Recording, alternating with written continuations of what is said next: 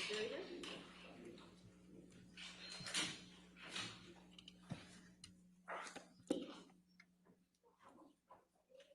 Okay. Wait, which of the jury?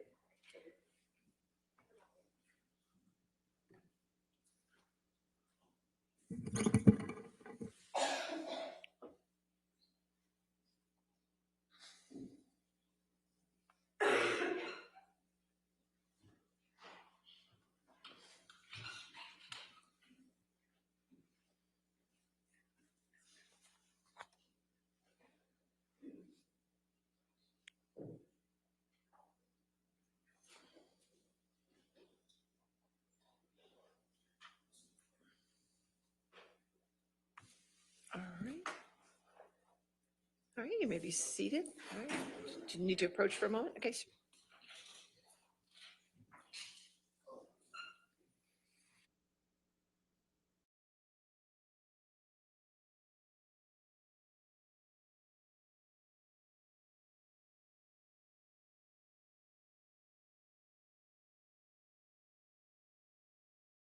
Your next question. Mr. Banya, before lunch, we were talking about your opinions in response to the testimony of Mr. Schnell. Did you also analyze the testimony of Ms. Arnold in this case? Yes, I did. And are you aware of her opinion that Ms. Heard's career would have followed the same trajectory as that of Jason Momoa, Gal Gadot, Zendaya, Ana de Armas, and Chris Pine, if not for the Waldman statements? Yes. What's your understanding of Ms. Arnold's basis for her opinion that Ms. Heard's career should have been similar to that of those identified actors? Ms. Arnold stated that when producers or her industry is looking to hire talent and actors, that it's important to best understand the public's perception of the actors that they're considering, and that it's important to look into social media to see what is happening with the actors they're considering for either a movie or even an endorsement opportunity with companies. So that was her approach. And is that the process she followed in providing her analysis of those purportedly comparable actors? No, although she stated that, she went in and brought in these alleged comparable actors, and without really reasoning behind that. Did you conduct an analysis based on your expertise in social media and internet analytics of Ms. Heard compared to the actors to whom Ms. Arnold compares her? I did. And what did you find? Well, since Ms. Arnold stated that the proper approach is looking at the public perspective, looking into social media, and she did not do that, I felt that was the best approach to do this based on her words. So yes, I did go into best understanding the public perspective of Ms. Heard and the alleged comparable actors using Q scores. Then I also went and did some analysis online and on social media as well. Can you briefly remind the jury what Q scores are?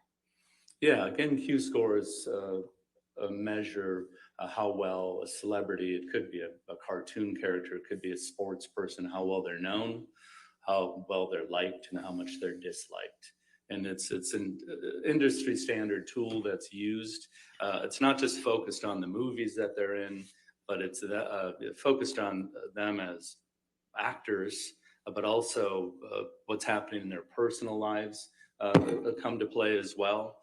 So that's how Q scores are typically used. Did you prepare a demonstrative that reflects the Q score analysis you completed? Yes, I did. Okay.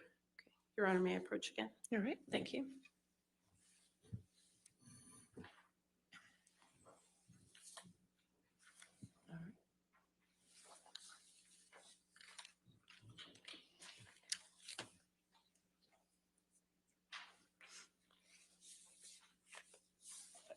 No objection to the demonstrative.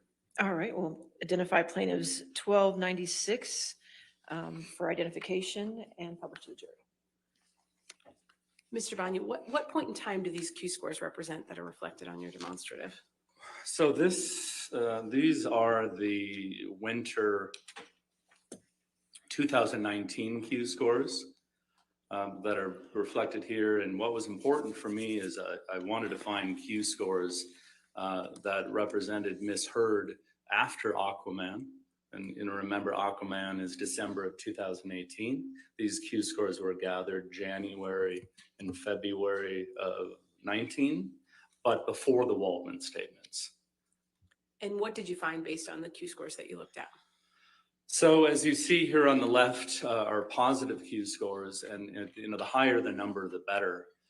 As you can see, Ms. Godot has the highest Q score out of the group of actors here at a 28. But you're going to notice Ms. Heard has the lowest positive Q score. She has a 9. So I find that very interesting that she doesn't appear to fit in as a comparable with these alleged comparable actors.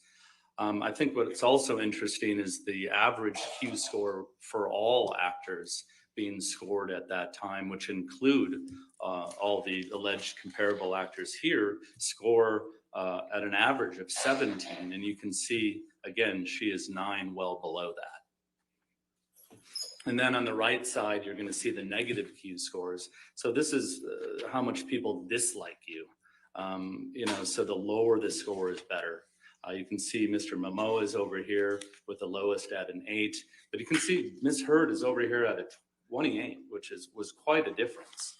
A 20-point difference from Mr. Momoa, and also a 10-point difference, from the average of all actors. So she is very, very much little. Her positive score is very low, and her negative score is very high, which tells me that she does not fit in as a comparable as it relates to these alleged comparable actors. What opinions did you form based on that Q score analysis? My opinions as it relates to these Q scores is, Miss Arnold used these actors as allegedly comparable actors. But really listening to her testimony yesterday, it appears that she's abandoned this approach. I don't think she's using these comparable actors or these alleged comparable actors anymore. She's more relying on her experience, and I agree with that. Did Ms. Arnold offer a criticism of your use of the Q scores here? She did, yes. And what's your understanding what that criticism is? Well, what I believe she was saying is that I should have ran Q scores for these allegedly comparable actors after each of their breakout films, which I disagree. First of all, Q scores doesn't work like that. Q scores are available twice a year. So it's not that I could pick a month or a different month for each of the Q score actors. So I feel that, what was important for me, and this doesn't always happen when I'm using Q scores, you can get this perfect moment in time, as Ms. Heard said, but as Ms. Arnold said, that, Aquaman was Ms. Heard's breakout moment. So these scores reflect that breakout moment, and they're terrible Q scores. How would your analysis change if you had used Ms. Arnold's logic with respect to the timing of the Q scores that you looked at?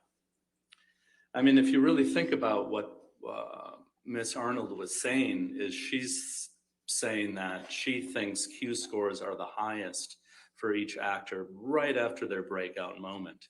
So I would think, if anything, these Q scores could have been a bit lower, because it's not right after their breakout moment. But what's important for me is the fact that these scores reflect, who Amber Heard was at the time before the Waldman statements, but after the Aquaman release.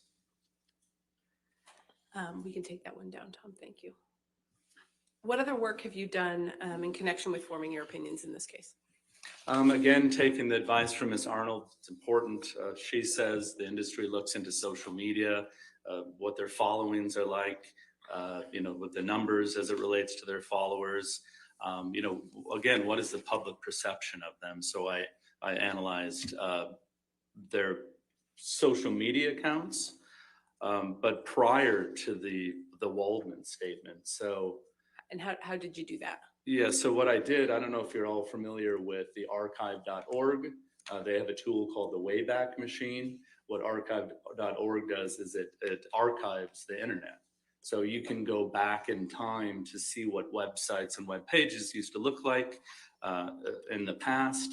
Not all the time can you actually get a celebrities' social media accounts to have been archived, but we were fortunate that each of the alleged comparable actors' social media accounts were in archive.org. So I was able to go back in time prior to the Waldman statements to see what the following activity was for each of the alleged comparable actors. Mr. Banya, did you prepare a demonstrative that reflects your social media analysis? Yes.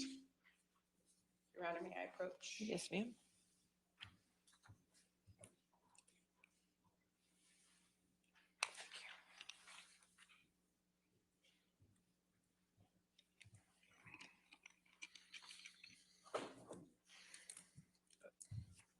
No objection to the demonstrative. All right, we'll mark it for identification purposes, plaintiffs 1297 and published. Mr. Banya, could you tell the jury what you found when you looked at the social media? Yeah, so what I found, again, this is prior to the Waldman statements. First thing you're going to notice here is not all actors use social media. You're going to see Mr. Pine doesn't have Facebook, Twitter, or Instagram, and Momoa and Darmus don't use Facebook or Twitter.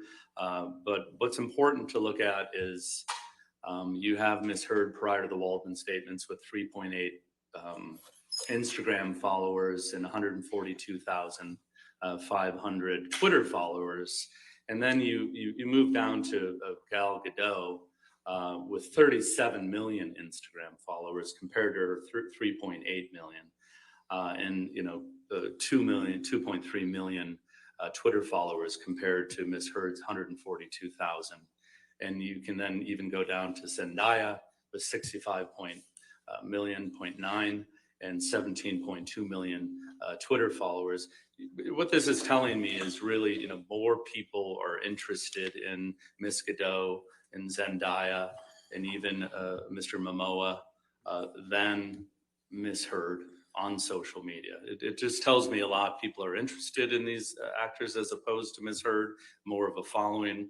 Q scores, well-liked, less disliked. So it kind of fits into the analysis of determining whether or not these alleged comparable actors are actually comparable. Based on your expertise, what are your overall opinions about Ms. Arnold's analysis of the so-called comparable actors?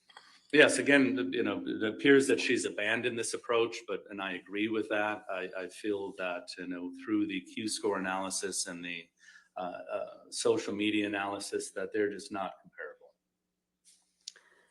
comparable. Tom, we can take that one down. Mr. Banya, based on all the analysis you did in this case, what are your overall opinions? Yes, my overall opinions are that Mr. Schnell failed to prove any causal connection with the Waldman statements and the search or the hashtag activity, those spikes as it relates to Twitter. There's no causal connection there. My second opinion is, based on my social media and Q score analysis, Ms. Arnold's alleged comparable actors are not comparable. And then third, Ms. Arnold and Mr. Schnell both failed to prove any causation as it relates to the Waldman statements causing economic harm to Ms. Heard. So, as a damages expert, which Ms. Arnold is, you need to take into consideration causation before you can calculate damages. You look at damages and you look at this allegedly damaging event, and not only do you have to prove that 100% of the damages because of these Waldman statements, she didn't even consider COVID. It happened at the same time. A lot of actors probably made a lot less money because of COVID. Maybe films didn't get made. And, when you do an analysis of damages, you prove causation, but you also have to look at everything else that might have caused this alleged economic harm. And she didn't look into any of that. She didn't even know what causation was. So I don't think the damages is the appropriate approach in this case. No further questions, Your Honor. All right, cross-examination.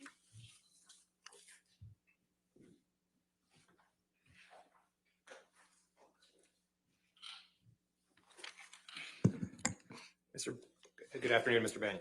Hi. You're not a damages expert, correct? I am a damages expert, but not providing any quantitative damages opinions in this case. In this case, okay. And is it your testimony that only if a person repeats the Waldman-Depp statements could they be related to the defamation? Say that one more time. Are you saying that a person literally has to repeat the Waldman-Depp statements in a tweet for them to be related to the defamation? No, if you looked at my analysis, I did pick the 3 themes as it relates to the tweets, and I analyzed those themes, and I came up with 5 examples of when those themes were used. And you ran searches for, quote, abuse hoax, sexual violence hoax, and fake sexual violence, and you ran all those in quotes, correct? I did.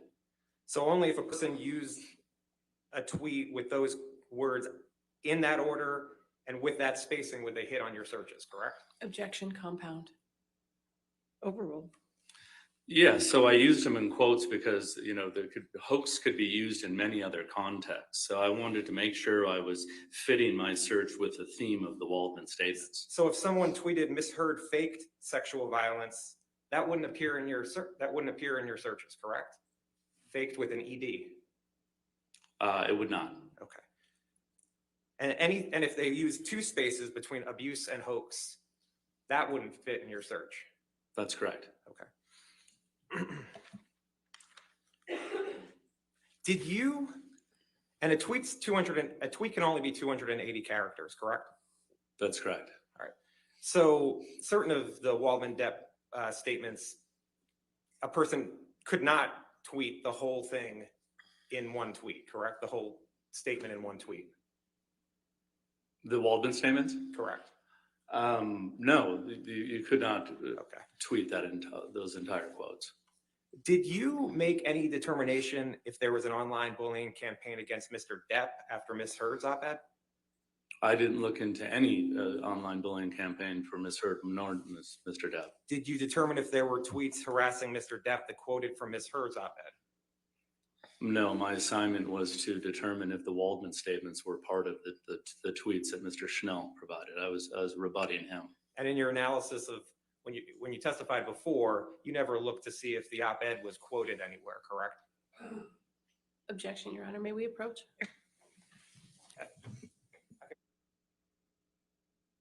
All right, questions withdrawn. Next question. Now, you have no objection to Ms. Arnold's use of comparables, correct? Just the use of comparables in general. I listened to her testimony and my understanding that she abandoned that approach. But as it relates to my testimony today, my opinion was related to those specific alleged comparable actors, that they were not comparable. You're not offering an opinion as to who the appropriate comparables should be to Ms. Heard, correct? Correct. And you testified just before about the Q scores of Ms. Heard and the comparables. That was Plaintiff's Exhibit 1296, correct? I don't know what 1296 means. Okay. The demonstrative in front of you. Mine? Yes, that's correct. And you said that those were all for the winter of 2019? I said Ms. Heard's were from the winter of 2019. Because isn't it true that none of the rest of these people were from the winter of 2019, correct? That's correct. In fact, Mr. Momoa's was from the summer of 2020?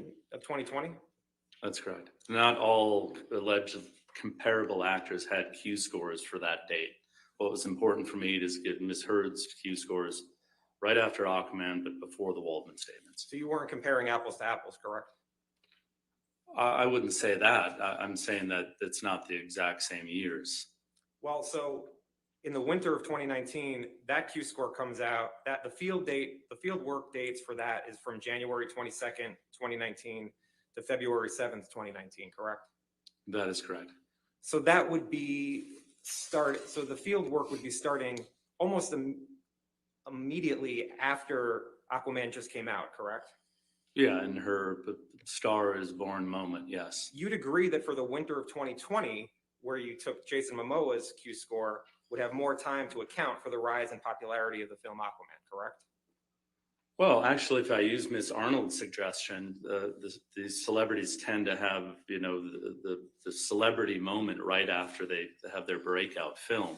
So I disagree with that. I think maybe his Q scores could be lower as it relates to when I use them. You'd agree that for the winter of 2020, Mr. Momoa's Q score would have more time to account for the rise in popularity of the film Aquaman. I don't know if it accounts for the rise of popularity. Again, using Ms. Arnold's words, usually a Q score will be the highest right after the film, like I did measure Ms. Heard. All right. Do you show? All right. Thank you.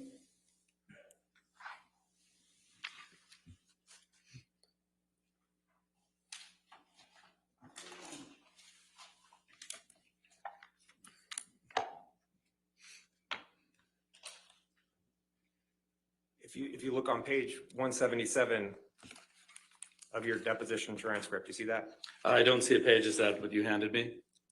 You don't see page 177? I think the 4 pages per. Oh, yes, thank you. And I asked you at lines 6 through 10, you'd agree that for the winter of 2020, Jason Momoa's Q score would have more time to account for the rise of popularity in the film Aquaman, and you answered yes. At that time, as I am a rebuttal expert to Ms. Arnold, based on her testimony, I've learned something new from her. Okay.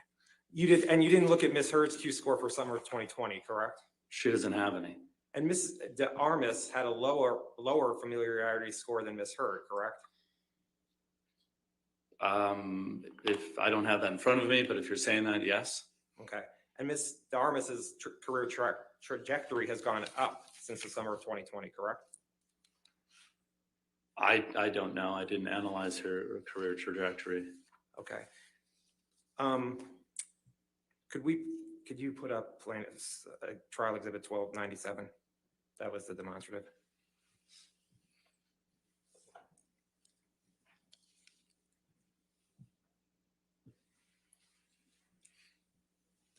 Ms. de Armas has less Instagram followers than Ms. Heard, correct?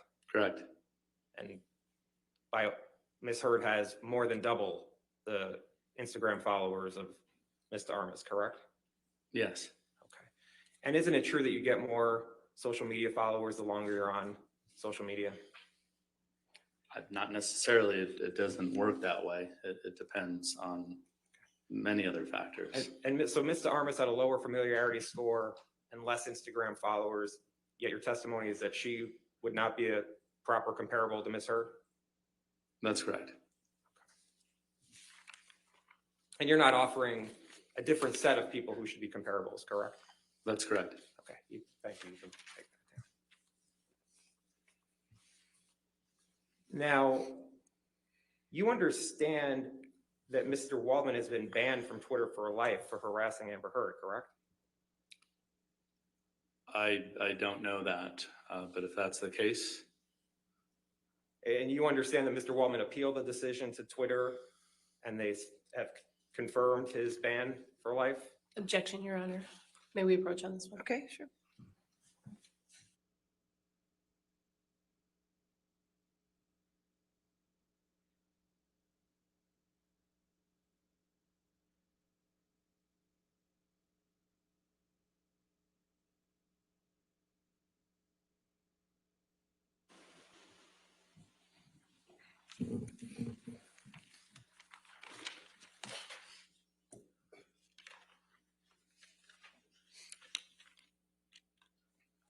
You agree that in looking at Mr. Schnell's data, 65% of the uses of negative hashtags relating to Ms. Heard occurred between April 1st, 2020 and June 15th, 2021, correct? Correct. And you would agree that 5 of the 6 highest spikes of the negative hashtags were after the Depp Waldman statements, correct? Correct. And where you talked about the February 2020 spike, and the 65%, by the way, even includes the February 2020 spike of tweets, correct? That's correct. Well, there was no spike in Feb 2020 during the Waldman statements. Well, the spike in February 2020 was before the Waldman statements, right? I would have you. Can we pull up the chart again if you want to talk about the spikes? Sure. Can you put up 1294? Number one. Number one. Yeah, that spike happened before the Waldman statements. Okay. And there was hardly any activity in negative hashtags until February 2020, correct? That's correct. And you understand that the spike in February 2020 was related to the partial tape that Mr. Waldman and Mr. Depp leaked to the Daily Mail, right? I'm aware that the articles were related to Heard admitting to hitting Depp. And you understand that Mr. Waldman testified that Mr. Depp and Mr. Waldman met with the Daily Mail in person to provide the partial tape to the Daily Mail. Objection, Your Honor. He talked about what the number one related to. What's the objection? Sorry, lack of foundation and I'm asking if he knows or he doesn't. All right, we'll So what's important to me is the fact that this spike is prior to the Waldman statements. Do you know if Mr. Waldman testified that Mr. Depp and he met with the Daily Mail in person to provide the partial tape No, in February of 2020? You don't know one way or the it's other. irrelevant to my opinion. Okay. And the spike in July of 2020 came right after the last defamatory statement by Mr. Depp and Mr. Waldman, correct? The July spike, which is number 2, is not related to the Waldman statements, and there are articles related to abuse between Heard and Depp and feces found in Depp's bed. And that's based on Google searches you did? That's correct. Okay. And the July spike in time came after the June 27th, 2020 defamatory statement by Mr. Depp and Mr. Waldman, correct? That's correct. Okay.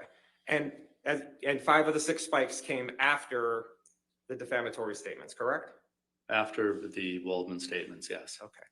Now, you testified before that you eliminated shares and likes of the Depp Waldman statements from your analysis, right? Repeat that, please. Did you say that you eliminated shares and likes of tweets that included the Depp Waldman statements? That's correct. When I was doing my analysis, I noticed the exact same text was a part of many of these tweets. Don't shares and likes disseminate the negative information? That's quite possible. Okay.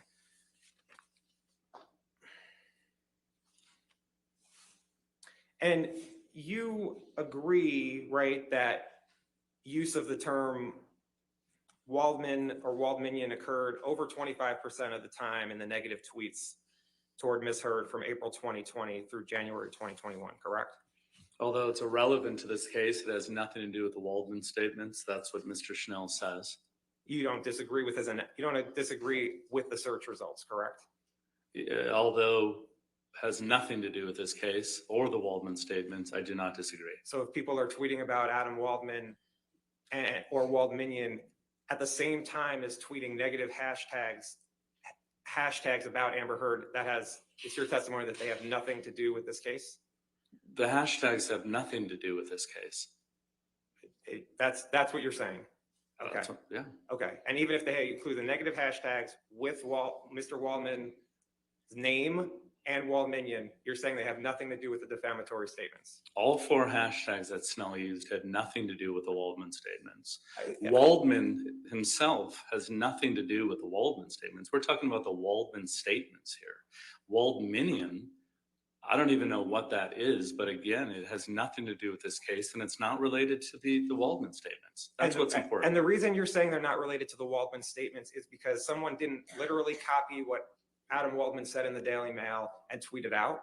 Well, I looked at enough tweets that included the name Waldman that have nothing to do with anything negative or the Waldman statements. No, they must have, had to have the negative hashtags toward misheard, because the only way that those would have been in the data you looked at would have had the negative hashtags towards misheard. He wasn't looking, it was looking at that universe, correct? Well, first of all, I don't agree that justice for Johnny Depp is a negative hashtag towards Amber Heard. So listen, the assignment was to determine if the tweets that Mr. Schnell presented were related or included the Waldman statements. In your review of the tweets related to Ms. Heard, you cannot point to any that were positive toward Ms. Heard, correct? Again, I was not looking for that. And you did not review the hashtag Justice for Johnny Depp during the time frame from April 1st, 2020 to January 1st, 2020 to see if there were any that were not negative toward Ms. Heard. I did not look into anything as it relates to anything other than what relates to the Waldman statements. That's what's at issue here today as we sit in court. And you didn't form any statistical analysis to rule out the Waldman statements' impact on the hashtags, correct? Correct. You did not analyze whether media and press coverage other than the Waldman statements affected Ms. Heard's career, correct? Correct. Okay. Looking at the exhibit that's in front of you, where you have the numbers here, those you said are related to Google searches? The 1 through 6? Correct. Yes. Okay. And can we put up plaintiff's 888?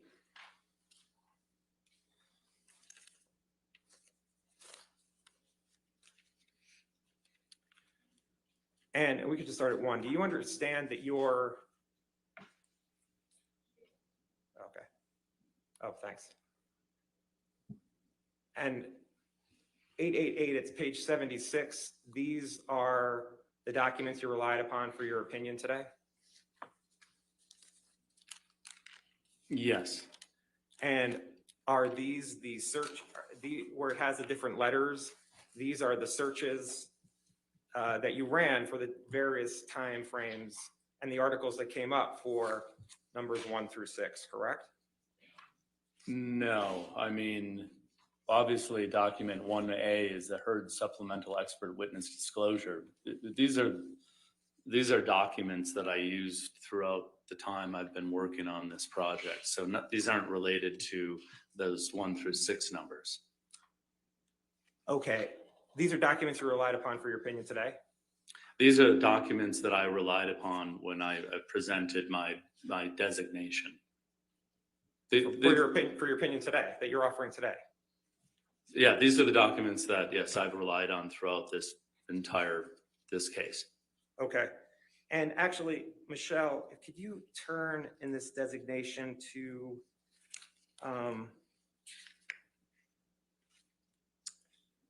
let's see.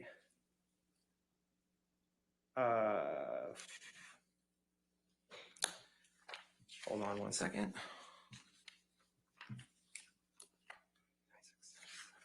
Can you just scroll down? Yeah, keep scrolling. Just keep going.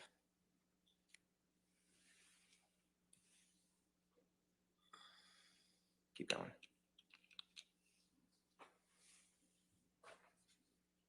Okay, stop. This was the chart you provided with your designation for your opinions in this case, correct? Yes. Okay. And it's similar to the chart that we had before with the 1 through 6, correct? That's correct. And where it has the various boxes, it's talking about documents 6E through 6H, for instance, related to Depp wanting to have Heard replaced on Aquaman. Yes. And you prepared this chart, correct? Yeah, this was part of my designation. I'd like to have this page as a demonstrative. Your Honor, I do have an objection, if I might be heard. All right, if you want to come forward, page 99.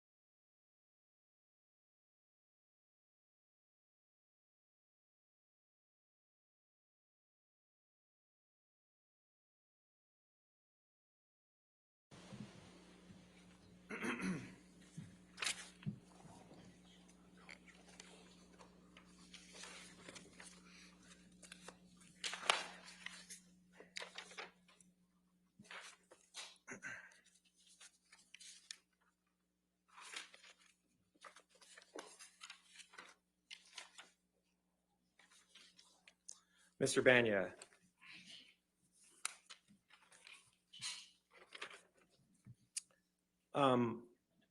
Other than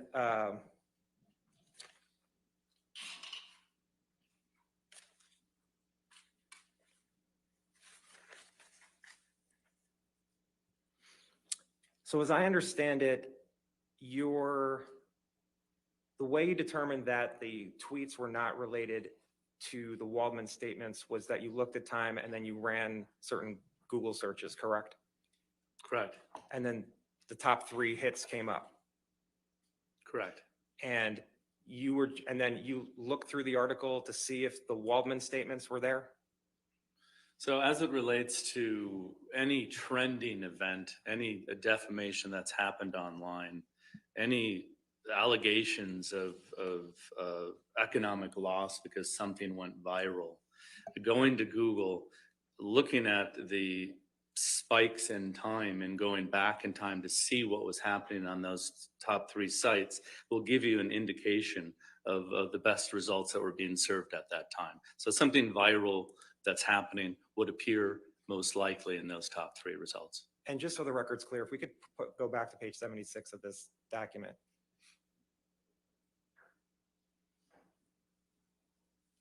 Numbers 6A through 6N, going to the next page, those are the headlines of the searches that you found?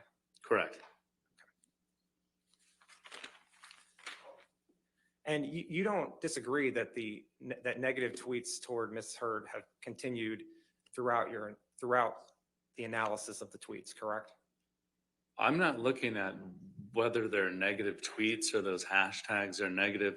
I'm determining if those tweets are related to the Waldman statements. Well, okay, and you have no opinion whether the tweets were positive or negative towards Ms. Heard. That's what you're saying? Yes, I'm just analyzing whether or not they're related to the Waldman statements. Okay. Thank you. Nothing further. All right, redirect.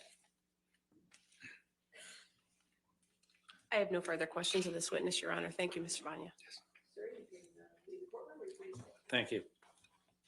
All right, your next witness. All right, ladies and gentlemen, we're going to take a brief recess for you at this point.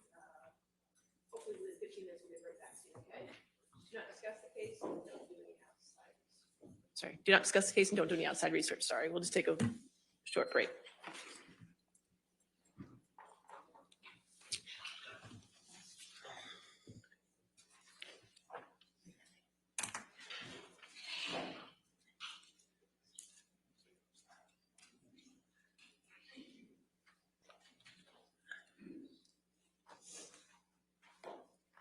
All right, so just so that we're on the same page, you can have a seat.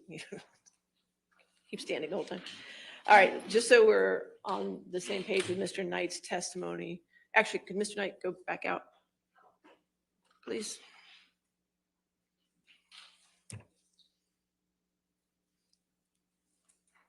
All right, so we're on the same page with Mr. Knight's testimony. There is a rule on witnesses, however, Mr. Knight's a rebuttal witness.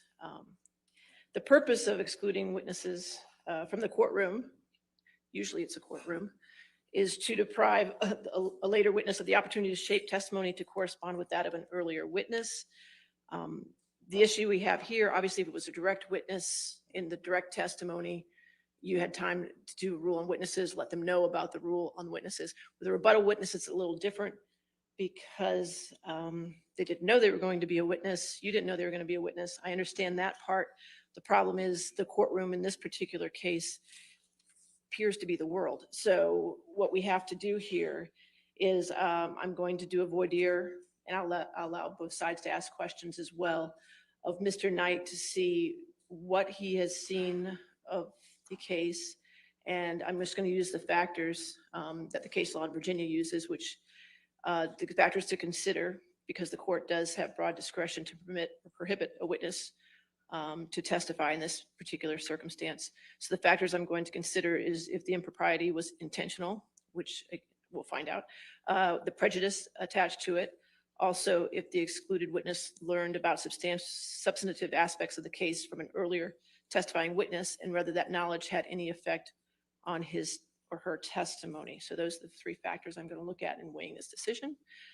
So keep that in mind when you do your voir dire.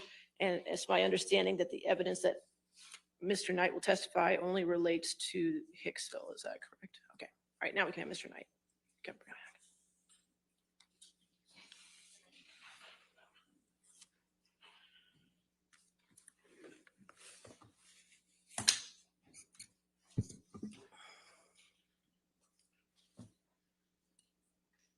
All right, sir. Mr. Knight, if you could come forward to be sworn. Do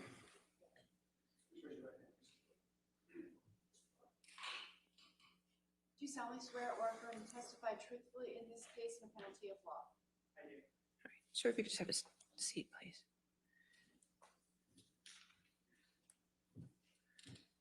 Sir, what we're doing is I'm just going to ask you a few questions outside the presence of the jury. Then the attorneys are going to ask you a few questions, okay? Sure. Then I'm going to have you step back outside after that, okay? No problem. All right, what's your full name, sir?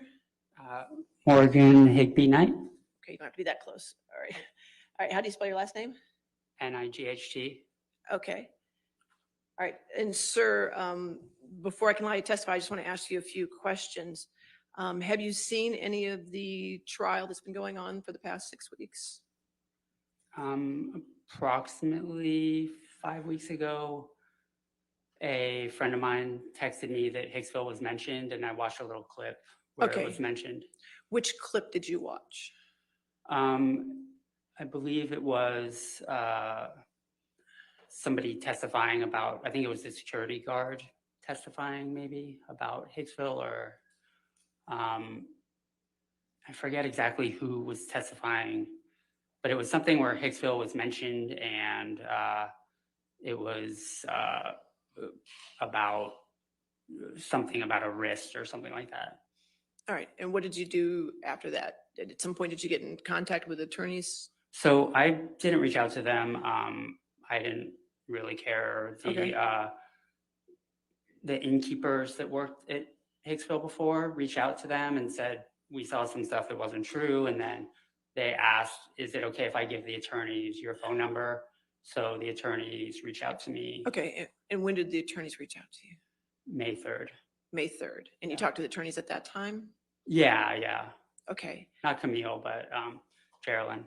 Okay, and then have you seen any other parts of the trial? No, she instructed me not to watch anything about it, No. regardless of if it was about Hicksville or not. So I've been Since May keeping 3rd.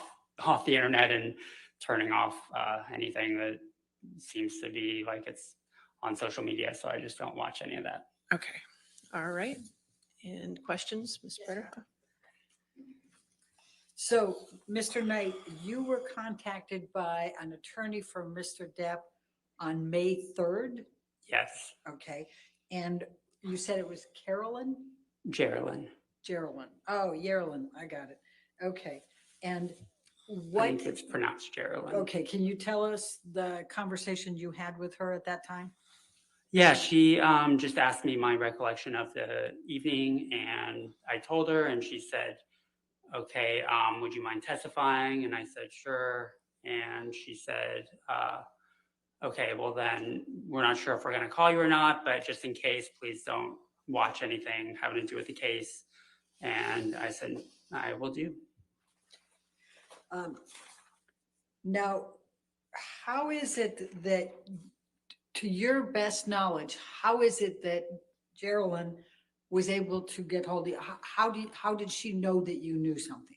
So, like I said, two of my innkeepers, my innkeeper and my manager, had reached out to her team, I think through email. And one of them texted me and said, hey, do you mind if we give Geraldine your phone number? Now, you also communicated on Twitter, did you not, about this case? Yeah, 2 weeks prior to Geraldine reaching out to me, someone had made a comment about something that happened by the fire pit, and I said, that's not my recollection. I didn't see, that's not what I saw. So who was it that made a comment about something that happened at the fire pit? So once I was told about the fact that Hicksville was mentioned, I went and did a Twitter search of Hicksville trailer. So it was, I don't know who it was, but I was just like, what are they saying about Hicksville? And so that was why I did a search, just to see, because it was weird and fascinating, because the night to me wasn't that remarkable in the context of all the different experiences I've had at the trailer palace. So explain to me, please, what you mean by you did a trailer search. So if you go to Twitter and you put in keywords and do a search, all the tweets regarding that subject come up, or anything with those keywords in it. So that is how I found the tweet that I replied to. Okay. And how many tweets did you find that mentioned Hicksville when you did that trailer search? Probably like 5 or 6. I only replied to one of them. Okay. And what do you recall those tweets saying about Hicksville? The one that I replied to said that there was some incident by the fire pit, and Johnny was yelling at Amber, and I replied that I didn't see that. I was there all night, and I was working that night, so I didn't see anything like that. So your best recollection on that one was that somebody said somebody was testifying that Johnny was yelling at Amber? Yeah, and I believe grabbed her or something along those lines. Do you recall who said Johnny was yelling at Amber and grabbed her? I have no idea. It was a stranger, so I didn't really pay attention to who was writing it. All right. And you said that you responded to it. How did you respond to it? I said, that's not what happened. I was there all night. Yeah, basically. I'm paraphrasing. It was a Did few you months ago. say anything about what you thought happened? I just said that didn't happen. I didn't say what. I believe I said maybe something along the lines of, from what I saw, Amber was the one acting jealous, not Johnny. And you said this to one of the tweets. Yes. Do you recall whether that was the Umbrella Man? I don't recall. That's a ridiculous name, though. Okay. So tell me about the other 5 tweets that you recall seeing when you ran your trailer search. I think they were similar in nature, but I don't specifically remember the details of them. That was pretty much the only one I remembered, and that's the only one I replied to. Do you remember anything about the other 5 and what was said? No. When you said that somebody told you about a security guard, what was your understanding of what the security guard said? I got a text that somebody in the trial had said that they were talking about Trailer Palace during the trial. And so that's what led me to go on Twitter and do a search. And did you have any communications with the 2 innkeepers about what you knew or what you thought? No, I haven't talked to them in years, and still haven't regarding the case. So how is it that the innkeepers then contacted you and said, do you mind if we give you the telephone number to the attorneys? Because they still have me in their phone, and Christy, who was the manager at the time, is the one that texted me and said, hey, do you mind if we pass this along? Mr. Depp's attorneys want to talk to you. Do you mind if we pass what along? Your phone number. Right, but how is it that, what is the communication you had with the innkeepers that even led them to understand that you believed you had knowledge about the Hicksville incident? There was no conversation. They knew because they were both working that same night. Jenna was the innkeeper, and she was there along with me that night. Christy was the one who texted me, and she had come in the following morning for her shift. And I slept over. I was live-in innkeeper that night.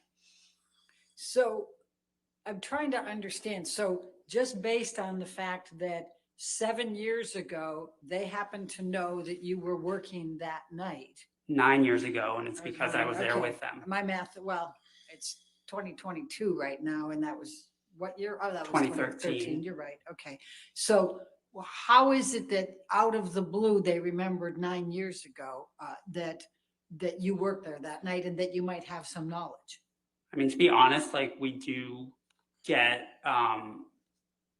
celebrities sometimes, but it was, it's not that unmemorable. It's not like it's any other night of the week. So I'm sure they remembered the specifics of that night. Had Mr. Depp's attorneys ever attempted to contact you before?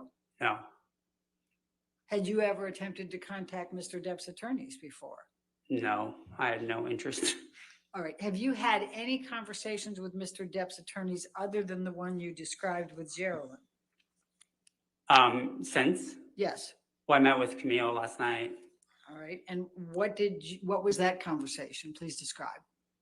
I just went through, the story again that I had told Geraldine. And let's hear what that story was. You want me to go through Yes. the whole story? Your Honor, we would object to attorney work product. There's no attorney work product. No, I'll overrule that. All right. That's fine. That's okay. Go ahead. Go ahead, sir. Yeah, Please sure. continue. That I described like them getting to the trailer palace, me showing them around, the interactions I had when I was on duty with Mr. Depp and Miss Heard, how the evening progressed throughout the night, the levels of drinking and drug use that I witnessed, what the state of the damaged trailer the next morning, and basically just, the details that I had only, spent total 45 minutes to an hour with Mr. Depp and Miss Heard throughout the entire course of the night. So it was my recollection of those events during that time. And what did Ms. Vasquez say to you? Your Honor, this is beyond, we object on the grounds that it's beyond the scope of the voir dire, No, which is I limited think to the whatever three she said to criteria. him Wait, is may I very please finish critical. stating my objection, Your Honor?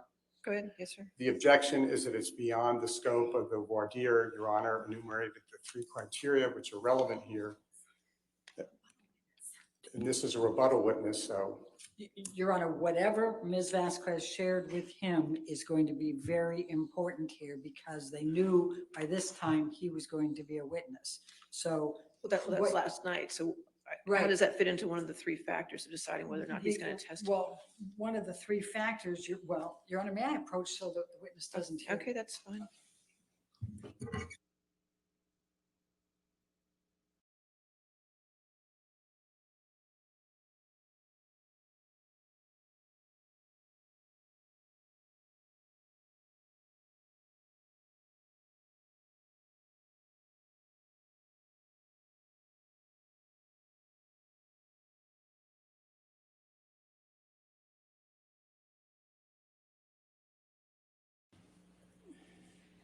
Mr. Knight, did Yes. Ms. Vasquez provide you with any information that anyone had testified to or said at any point?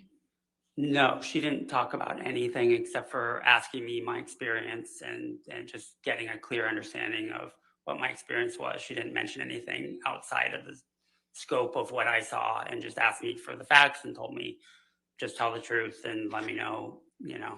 Do you know what any of the witnesses said in this trial? About, outside of what I described earlier with a friend of mine texting that someone was talking about trailer palace, I do not. Do you know whether any of the witnesses testified about any jealousy? Other than the tweet that I replied to, no. All right. Thank you. Your Honor, may we approach? All right. Well, do you have any questions? Oh. All right. Sir, if you could have a seat back outside the courtroom. Sure. Thank you. Can I leave my water? Yes, you can leave your water.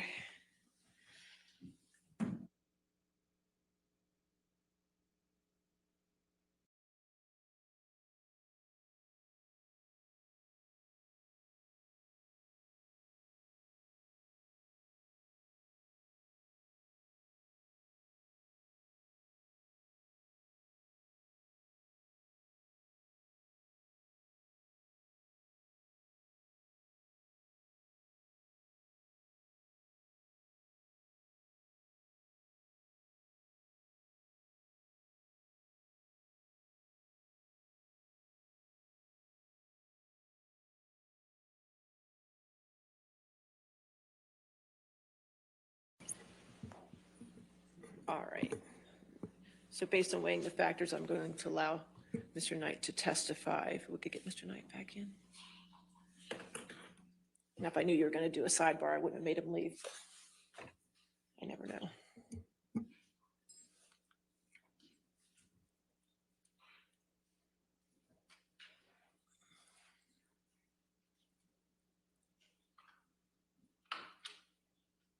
All right, sir, if you could just stay up, you could just stay there while we get the jury, okay?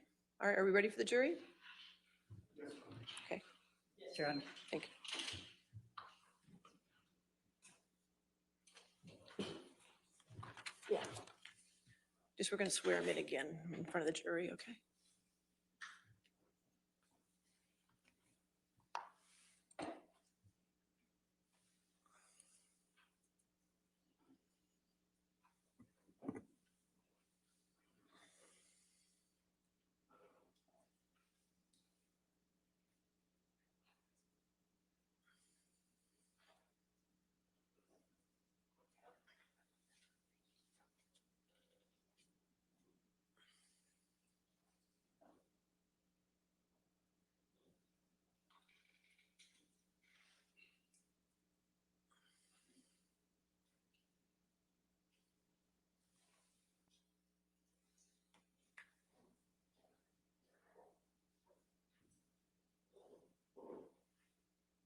All right, you be seated. All right, thank you, ladies and gentlemen. I apologize for the interruption. You're going to notice as we get closer to the end of the testimony, you're probably going to have some more interruptions, and I apologize for that. But there's just some matters we have to take up outside your presence, okay? All right, thank you. All right, your next witness. All right, Mr. Knight, if you could come forward to be sworn. Do you solemnly swear or affirm to testify truthfully in this case or penalty of law? Sir, if you could have a seat.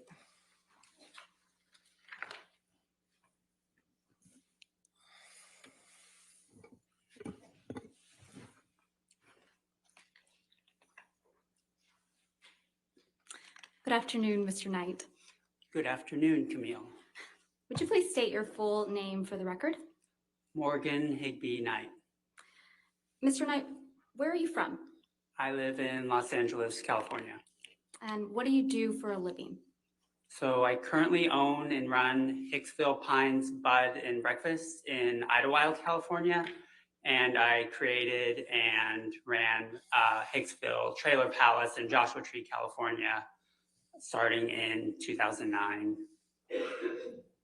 And how is Hicksville Pines Bud and Breakfast different from Hicksville Trailer Palace? So Hicksville Pines Bud and Breakfast is up in the mountains of Idlewild, which is a beautiful like snow town above Palm Springs.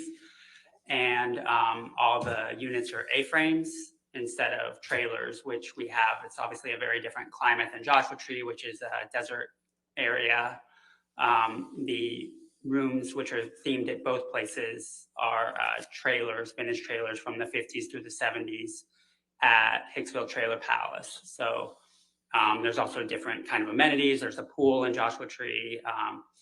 There's a rec room up at Hicksville Pines. When did you first become the owner of the Trailer Palace? Trailer Palace, I started building it in 2009. It took about a year with my collaborator, Stephen Butcher, and on the trailers. And we got done and opened in 2010. Did there come a time that you sold the Hicksville Trailer Palace? Yeah, I did at the beginning of 2020. I had some health issues and just it was too much to run both at the same time. So I chose Idlewild because it was newer and shinier.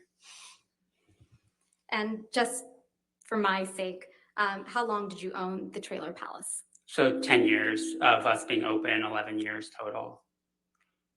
And what was the Hicksville Trailer Palace? So it started out as a artist retreat. I was a filmmaker at the time and wanted a place to get away and work on film projects outside of Los Angeles. I also put in a recording studio so musicians could record records there. I had lived in New Orleans for 5 years and there's an amazing recording studio there called Kingsway where all the musicians would come and they'd live in this big mansion and record their records. And I just thought that was a really neat thing for artists to be able to get away and create create whatever they were working on. Over the course of the build out of all the trailers, themed trailers, which I'm a huge fan of this hotel called Madonna Inn. And so I wanted to do really detailed themed trailers. It became too expensive to just make a living off of an artist retreat. So I decided before I was done to make it a hotel as well. And what were your job responsibilities, generally speaking, when you owned the Hicksville Trailer Palace? So I would be live-in manager some nights, a couple nights a week. I would also drive out from Los Angeles twice a week and bring supplies that you can't get out in the Yucca Valley area and Joshua Tree. There's just a lot of things like, you know, Smart and Finals, Costco's and stuff. So I would drive that stuff out. There's also no USPS. So sometimes I'd have to get things shipped to my house and drive them out as well. I would also just do constantly building and creating new stuff at Trailer Palace, whether it's new trailers or amenities. So I would be working on that stuff as well. I'm a big fan of the fact that Disneyland is always making it better and better. And when you were the live-in manager, does that mean that you spent the night at the Hicksville Trailer Palace? Yeah, we have a house on site where the recording studio was, and there's a bedroom in there. So whoever is live-in manager those nights stays in the house and basically lives there. There's a kitchen and everything. Have you ever met the plaintiff in this case, Mr. Depp? I had met him really briefly at the Viper Room in the late 90s. I had worked with some of the people that performed there and was good friends with this girl Robin from the Pussycat Dolls and some other friends in this band, The Imposters. So I was there and I met him once. How about Miss Heard? Ever met her? I had never met her before. They were guests at the hotel. When was the first time that you met Mr. Depp and Miss Heard together? In late May 2013, when they were guests, Mr. Depp's assistant Nathan had rented out the entire place so they could have a night there in privacy. What do you recall, if anything, about Mr. Depp and Miss Heard's arrival to the Hicksville Trailer Palace? Mr. Depp got lost. His security guard who arrived early asked me if I could go fetch them because he had an old car that didn't really fare on the dirt roads out there, which are pretty horrible. So I went out and made sure that they got themselves and the car back to Hicksville safely. Do you remember approximately at what time that was? It was 3 to 4 in the afternoon. What was Mr. Depp's demeanor when they first arrived? At Trailer Palace, he was super excited about the place, really complimentary, just had a lot of questions and just seemed like he was in a really great mood. And how about Miss Heard's demeanor? Anything stick out? She was pretty quiet. She just kind of didn't say that much when I was giving them the tour of the grounds and the trailer. And was anyone else with Mr. Depp and Miss Heard when they first arrived? There was people that were arriving throughout the afternoon. So there was, I think 10 to 12 people total ended up staying. The security guard had gotten there earlier and just to check out the place. But yeah. And did I understand your testimony previously that the entire trailer park was rented out by Mr. Depp and Miss Heard? Yeah, the whole place slept, I believe at the time, about 25 people, but there was only 10 to 12 in this party. And who was part of that party besides Mr. Depp and Miss Heard? I'm really horrible with names, but I remember one of them was Miss Heard's sister and the security guard I mentioned before, but I honestly forgot his name too.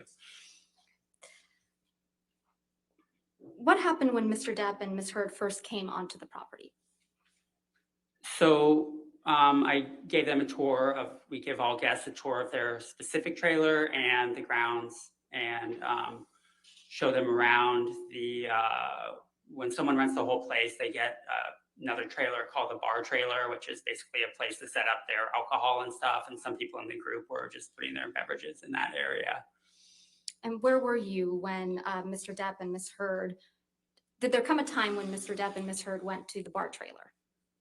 I didn't notice most of the time that my interactions with them, everything's kind of centrally located. So there's a fire pit, bar trailer, and picnic tables all right in the same area. So they were generally around that area the entire evening that I saw them.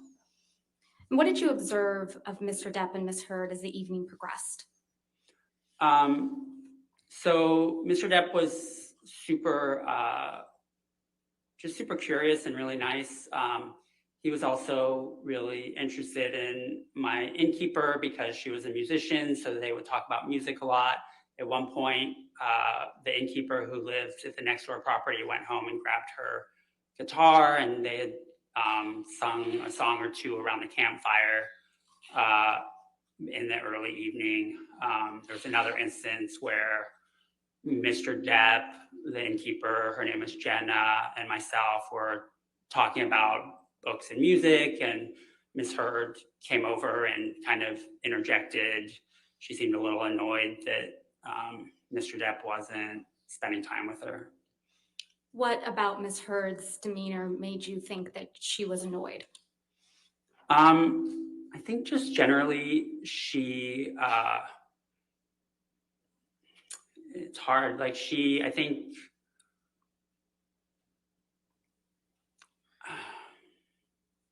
I don't know. It was just like a gut reaction. Like I can't describe it, but you know. How long were you with Mr. Depp and Ms. Heard that evening, generally? So throughout the course of the evening, I was probably mostly with Mr. Depp, but 45 minutes to an hour total. So it was, yeah, that's over the whole course until the end of the night after the check-in. Okay. And did you have an opportunity to observe Mr. Depp interact with other people, guests at the property that evening? Yes, I saw him hanging out with a security guard at one point, and outside of the time that him and Jenna were singing around the campfire, he was off by himself a lot of the time, and Miss Heard was over at the campfire with her friends and seemed to have a good time. And if you haven't already, can you generally describe for the jury your observations of Ms. Heard that evening? Yeah, she seemed to be having a really nice time with her friends around the campfire. And yeah, everyone was in a pretty good mood. Did there come a time in the evening that you observed Mr. Depp and Ms. Heard have a disagreement or an argument? Yes. I was speaking with Mr. Depp, just one-on-one, talking about Hicksville, and Ms. Heard came over and she said that I want to talk to you, and seemed really upset about something. So I went and back in the house because it was really, they went off on their own, and she started yelling at him, and I didn't want to hear it. It honestly was really triggering because I've been in an emotionally abusive relationship before. Objections, move to strike. What's the objection? You're up, or maybe reproach. Okay, sure.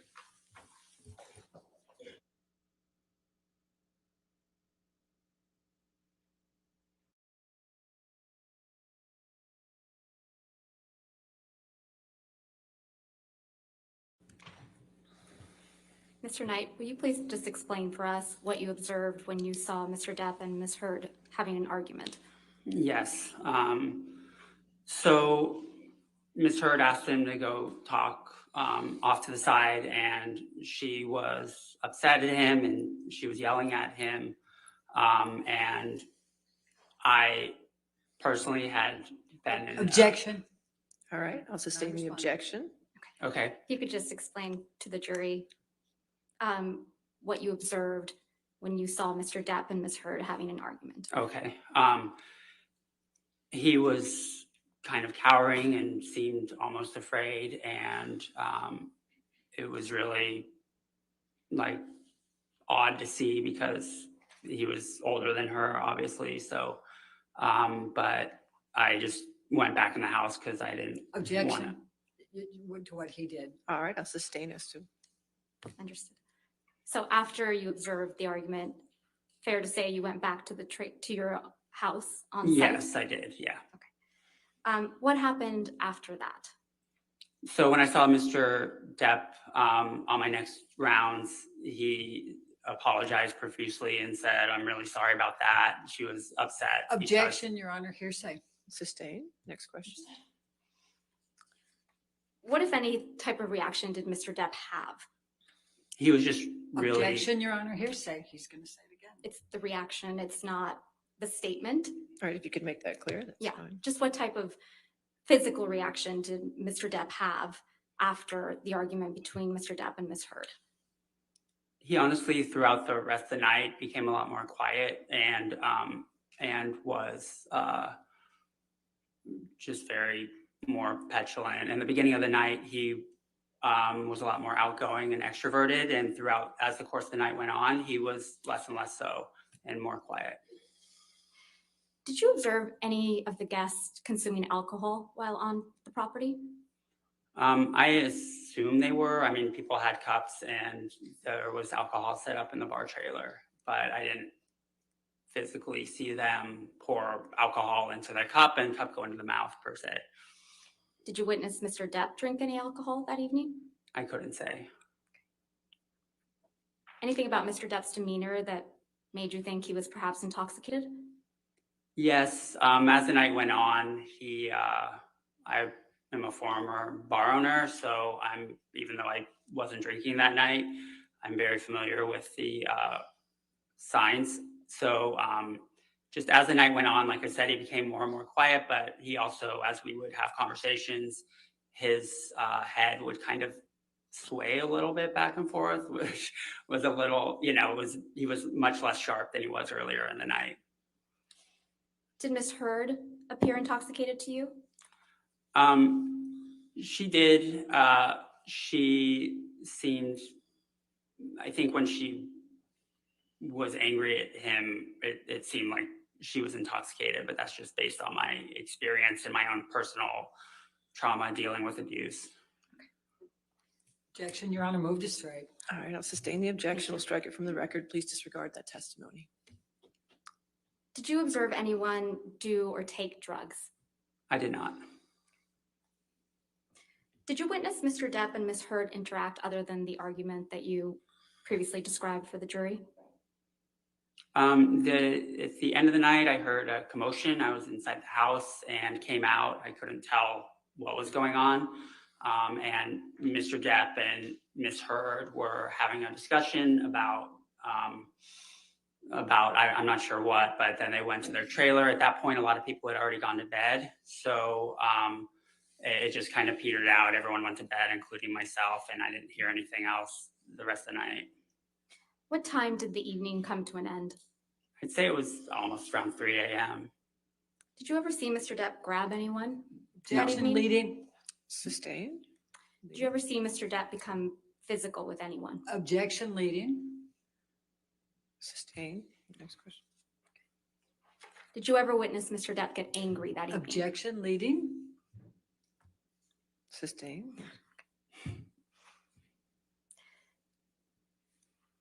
What, if anything, happened the next morning?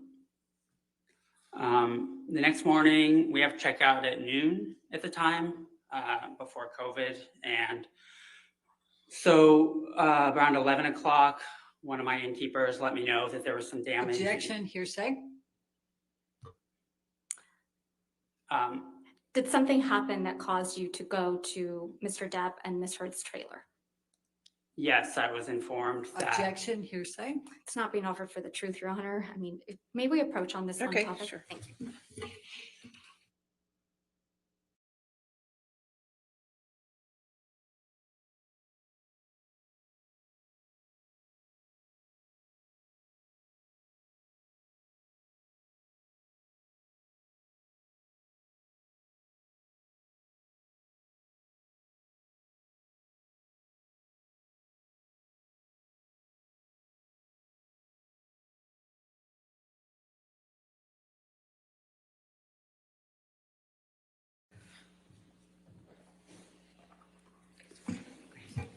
What, if anything, happened the next morning, Mr. Knight?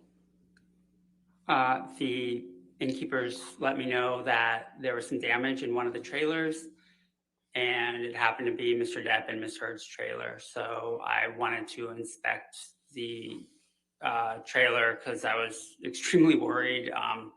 All those trailers that Steve and I worked on were like my babies, and the one they were staying in was the only one that was mostly original and restored 1950s style, and so I was very concerned. So what did you observe when you went to the trailer? I observed that there was a light sconce by the bathroom in the bedroom that had been broken off the wall, and a couple pieces were on the floor, and they were, yeah, it was basically just broken. The light fixture was hanging on the wall still, except for the pieces that were on the floor. Did you come to understand how that happened? Objection, foundation, and All right, light. foundation, I'll sustain as a foundation, how he knew. Did you ask how the sconce was broken? Objection, hearsay. Sustained. How often do light fixtures in the trailers break? They break pretty often. I mean, it's not like a usual thing, but things in the trailers generally get broken because it's all vintage trailers. And I would say as much as every couple weeks, there's some incident of damage in one of the trailers. In this case, Mr. Depp had told me that. Objection, Sustain the hearsay. objection. So anyway, yes. Beyond the light fixture, was anything else in the trailer damaged? No, everything else looks fine. In fact, we have something we call a piggy fee that we address to guests, that if there's anything, what we call inconsiderate or unusually large messes, we charge them extra for it for a $25 an hour cleaning fee, but they did not receive one of those because everything outside of the light fixture looks fine. And what was your reaction to seeing the damaged light fixture? To be honest, I was relieved because it was not a big deal. I just there was already another light in the room. So I just tucked the wires in the wall until I had a few months later time to buy, it was matching sconce with another one in the room.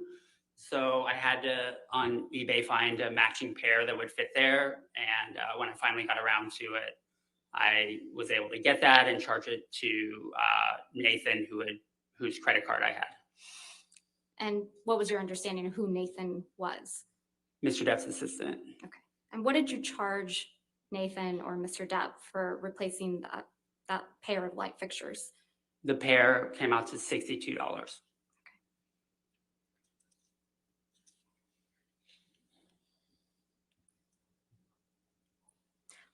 While you were on site, Mr. Knight, did you ever wear a mesh shirt? No, I would absolutely never wear that. At any time during Mr. Depp and Ms. Heard's stay on the property, did you see Mr. Depp become physical with anyone? I did Objection, not. leading. Overruled. That's I'm sorry, that answer was, I never saw Mr. Depp get physical with anyone when I saw him. thank you, all Your right. Honor. Nothing further. Cross-examination. Thank you, Your Honor. Mr. Knight, you are a pretty big fan of Johnny Depp, aren't you? I am not. To be honest, throughout the evening, Sorry, I just asked you one question. Oh, I didn't ask you apologize. the rest of that. I You wanted apologize. to participate in this trial, didn't you? I did not. I You was knew- asked by the attorney, and I wanted to, they asked me, and I said, I'll be happy to come and tell the truth. You knew this was on camera, that it was being broadcast to a lot of people, and you saw testimony, did you not, in this case? And you seized the moment and responded to the umbrella guy, the lead person for Mr. Depp's Twitters. Did you not? Objection, Your Honor. Argumentative compound. Overruled. Mr. Umbrella Guy is the lead You what? know that he leads one of the most predominant pro-Depp Twitters out there. I have no idea. I don't care or follow the Umbrella Guy. In fact, you do follow a Twitter called Johnny Depp fan, don't you? Absolutely not. You don't? That's your No. testimony under oath? It is my testimony under oath. All right. And on April 21st, Mr. Depp testified in this case about Hicksville, didn't he? I wasn't here.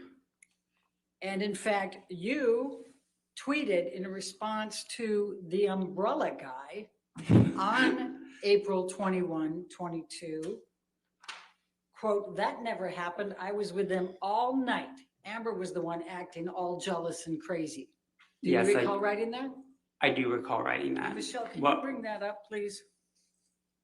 We're going to call it defendants 1903. 1903.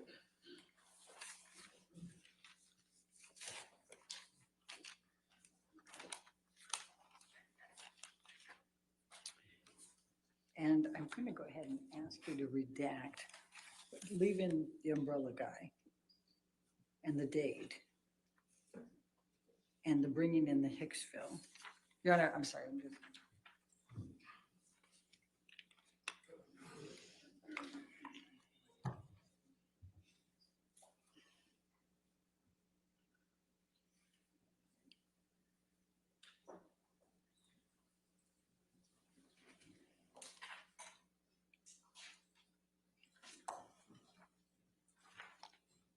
While she's working on that, did you write and direct a piece called Matters of Consequence back in 1999?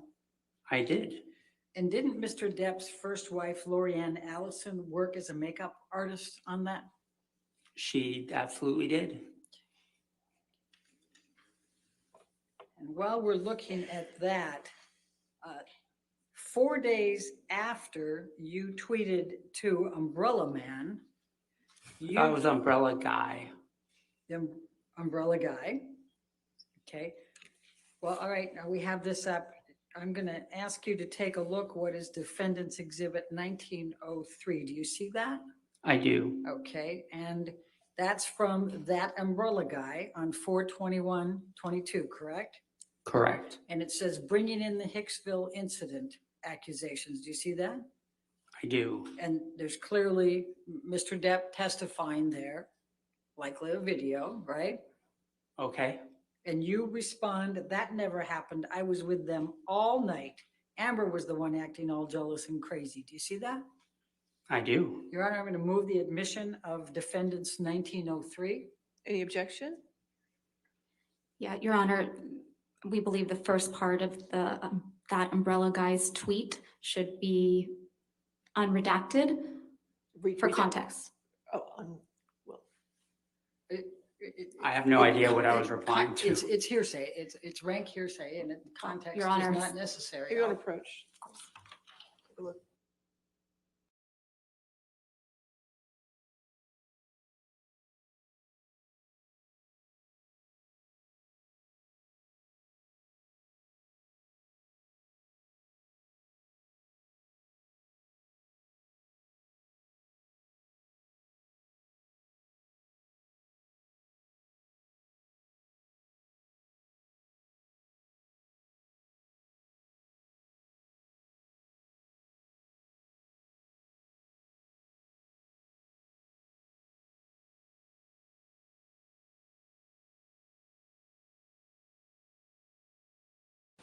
All right.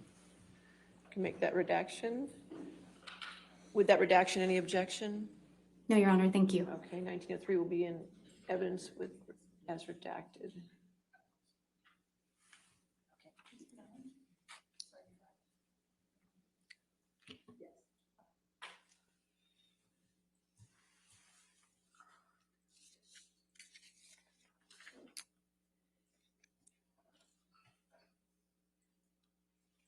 Now, so you reached out to the umbrella guy in this text, this Twitter, right? I wouldn't call it reaching out. And in fact, the umbrella guy is in Mr. Adam Waldman. Do you know who Adam Waldman is? I have no idea. Well, he's testified earlier that he talks to the umbrella guy. That he what? He talks to the umbrella guy? Yeah, were you aware of that? I honestly, this sounds like schizophrenia. Okay. Now, 4 days after this event where you texted, Your Honor, yeah, it's in, okay, good. 4 days after that, you tweeted something pretty nasty about Elon Musk, didn't you? I did. Okay, thank you. So you don't like Elon Musk, right? Objection Well- relevance. Oh, I don't know Elon Musk. Overruled. thank you. So that was, the context of that is that he I had, didn't ask you for the context. I apologize. Okay, but you texted something that had swear words in it. Would you agree about Elon Musk? Yes. Okay. Now, let's talk about your recollections here. 45 minutes to an hour. Your recollection is that Mr. Depp actually drove there? Yes. What type of car was he driving?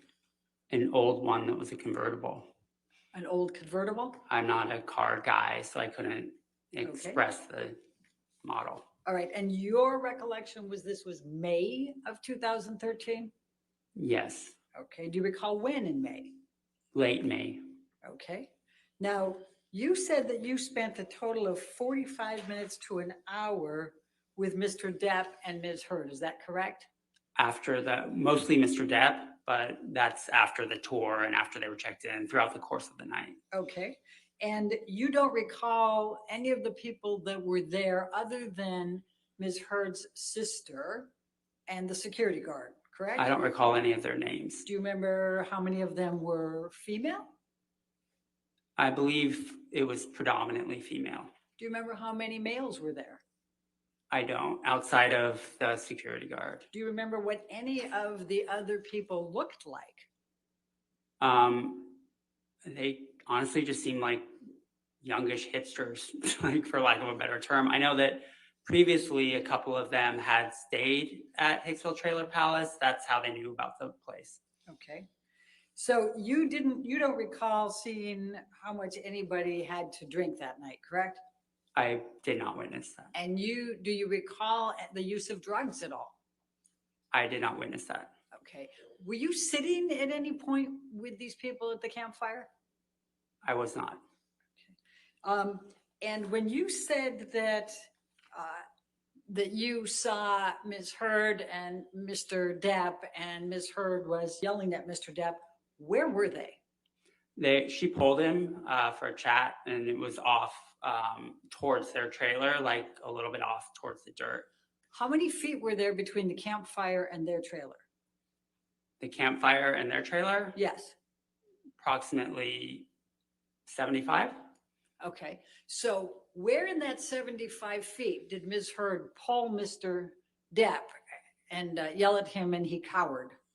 20 Okay. 20 from the campfire. From not the trailer. campfire. Yeah. So your testimony is that Ms. Heard grabbed Mr. Heard, pulled him 20 feet over, yelled at him, and he cowered. Yes, that's what I witnessed. And then did they go back? I went inside the house. So you don't know whether they returned to the campfire or they returned to their trailer? I do not. Okay. And do you know whether there were any disagreements or physical communications, anything of that nature at the campfire? I do not. Do you know whether Mr. Depp did anything to anybody else at the campfire? I didn't see anything. Okay. Do you know whether Mr. Depp grabbed anybody's wrist and asked them if they knew how many pounds of pressure it took to break their wrist?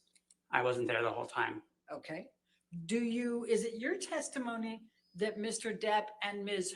Heard went last to their trailer? Everybody else went before them? The rest of the people, I think about half of them had already gone to bed, and it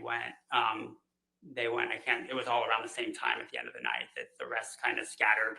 There might have been a couple of people that went right after them or right before, but it was all around the same time. Okay, so your recollection is that when Amber and Johnny Depp went back to their trailer, that dissipated, everybody then left at that point?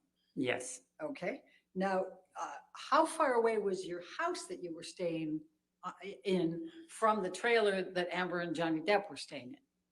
I'd say it was about 75 feet away. Okay. And the next time that you saw or heard anything was when you went there in the morning and saw the broken sconce. Is that correct? Yes, I didn't hear anything after went to bed. Okay. And that's the extent of your knowledge. Yes. Okay, I have no further questions. All right, redirect.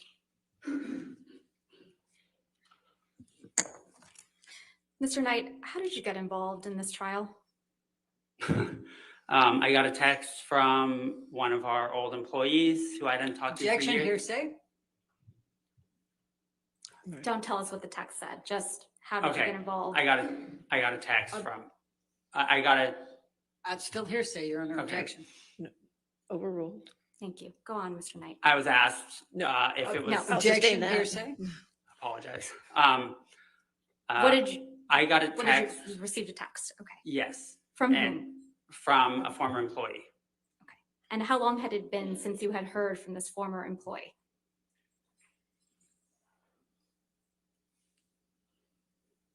Approximately 5 years. And did you contact Mr. Depp or any of his attorneys? Objection, leading. Overruled. I did not. How did you get in touch with Mr. Depp's attorneys? They got in touch with me. Objection, hearsay. Overruled. Go on, Mr. Knight. They reached out to me. Okay, sorry. It's okay. I don't have an objection right now. I think. Only if he talks more. Next question. And how do you feel about participating in this trial? Objection, relevance. It's extremely relevant considering that they have accused him of being, Overruled. thank you. How do I feel about it? Yeah. I'm happy to tell what I saw, and that's the extent of it. I really don't care outside of that. Thank you very much, Mr. Knight. Nothing All further. right. I assume this witness is not subject to recall. Is that correct? All right. Sir, you're free to go. Thank you. Thank you. All right. Your next witness. Or is it going to be a deposition or is it? Apologies, Right. Your Honor. Thank you. Dr. Shaw. Okay. Plaintiff Dr. calls Shaw? Dr. Shaw. Okay. Dr. Shaw.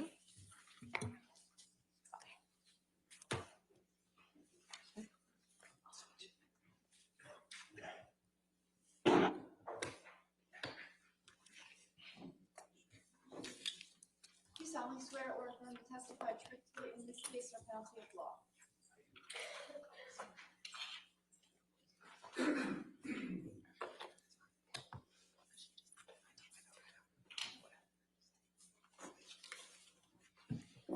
Thank you, sir. All right. Yes, ma'am. Good afternoon, Dr. Shaw. Can you please state your name for the record?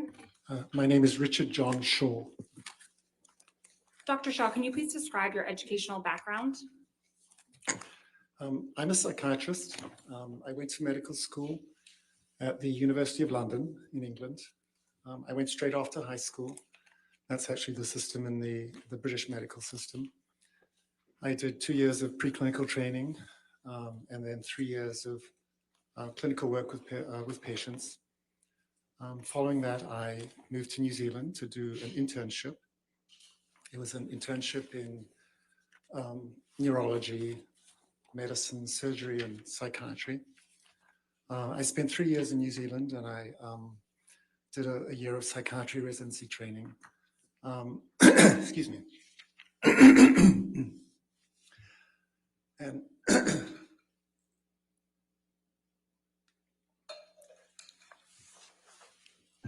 following that, excuse me. Following that, I moved here to the United States for the first time and did a residency in adult psychiatry at the Albert Einstein College of Medicine, which is in New York. That was 4 years of training in the Bronx. And I also did some subspecialty training in family therapy, couples and family therapy as in my 4th year.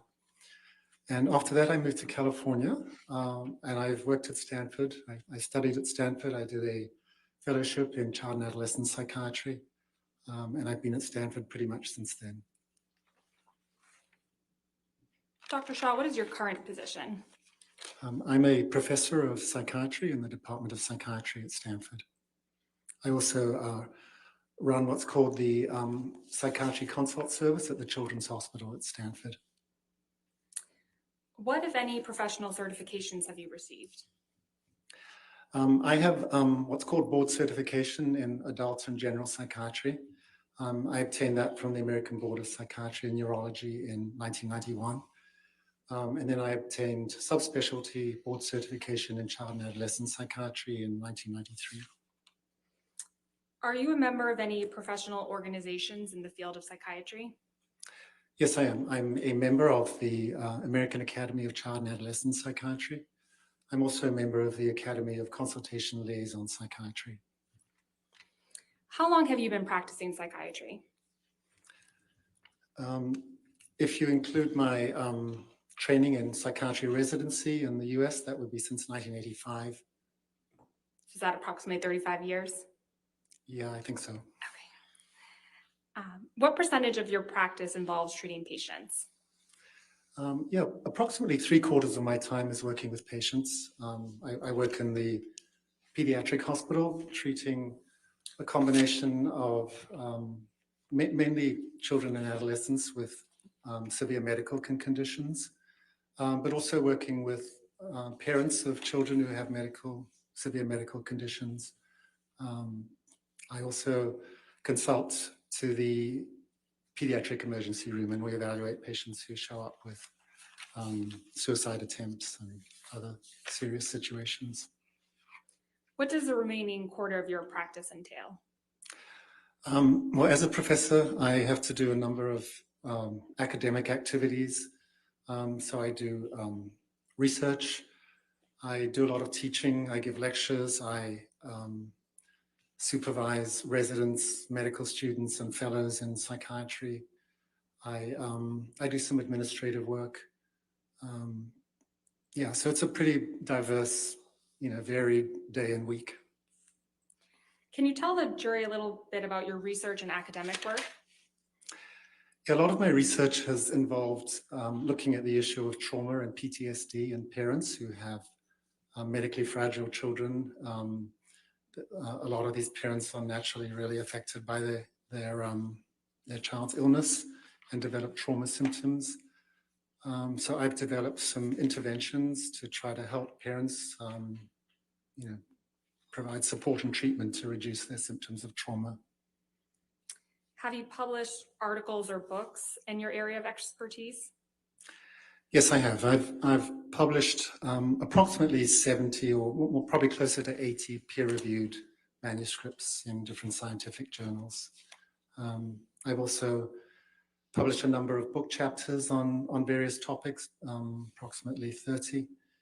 And I have published 3 textbooks, one of which has gone into a second edition on topics that are related to my area of expertise. And one of them actually is about the treatment of PTSD in parents of premature infants. Have you published a book through the APA?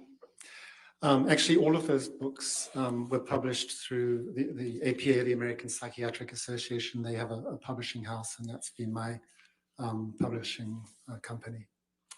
What is the APA? The APA, the American Psychiatric Association, not to be confused with the American Psychological Association, is a professional organization that represents psychiatrists in the US. The last time I looked at this, I think there's about 37 or 38,000 members. And the APA has many different roles. One of it is advocacy in psychiatry in the US, but it also has an important role in terms of education. So they host an annual scientific meeting every year in which psychiatrists will present their research. It publishes a number of journals in the field, and from time, well, fairly frequently it publishes guidelines for professional practice or about ethical guidelines that they hope that members will follow as part of their practice. What ways are you involved with the APA? Well, I mentioned my publishing. I also present at the scientific meetings. I last presented in 2021 during COVID. It was virtually, but on the topic of group therapy for parents with trauma symptoms. I follow the APA and their various guidelines. I think it's a really influential and important institution. Going back to your credentials, what, if any, professional awards have you received? I've been given several teaching awards at Stanford University, and the American Academy of Child and Adolescent Psychiatry that I mentioned honored me with an award for service to my specialty several years ago. I don't remember exactly when. Have you given any public presentations in the field of psychiatry? Yes, that's part of our work as an academic psychiatrist, is to lecture, to give presentations. So I present fairly frequently at annual scientific meetings, as I mentioned.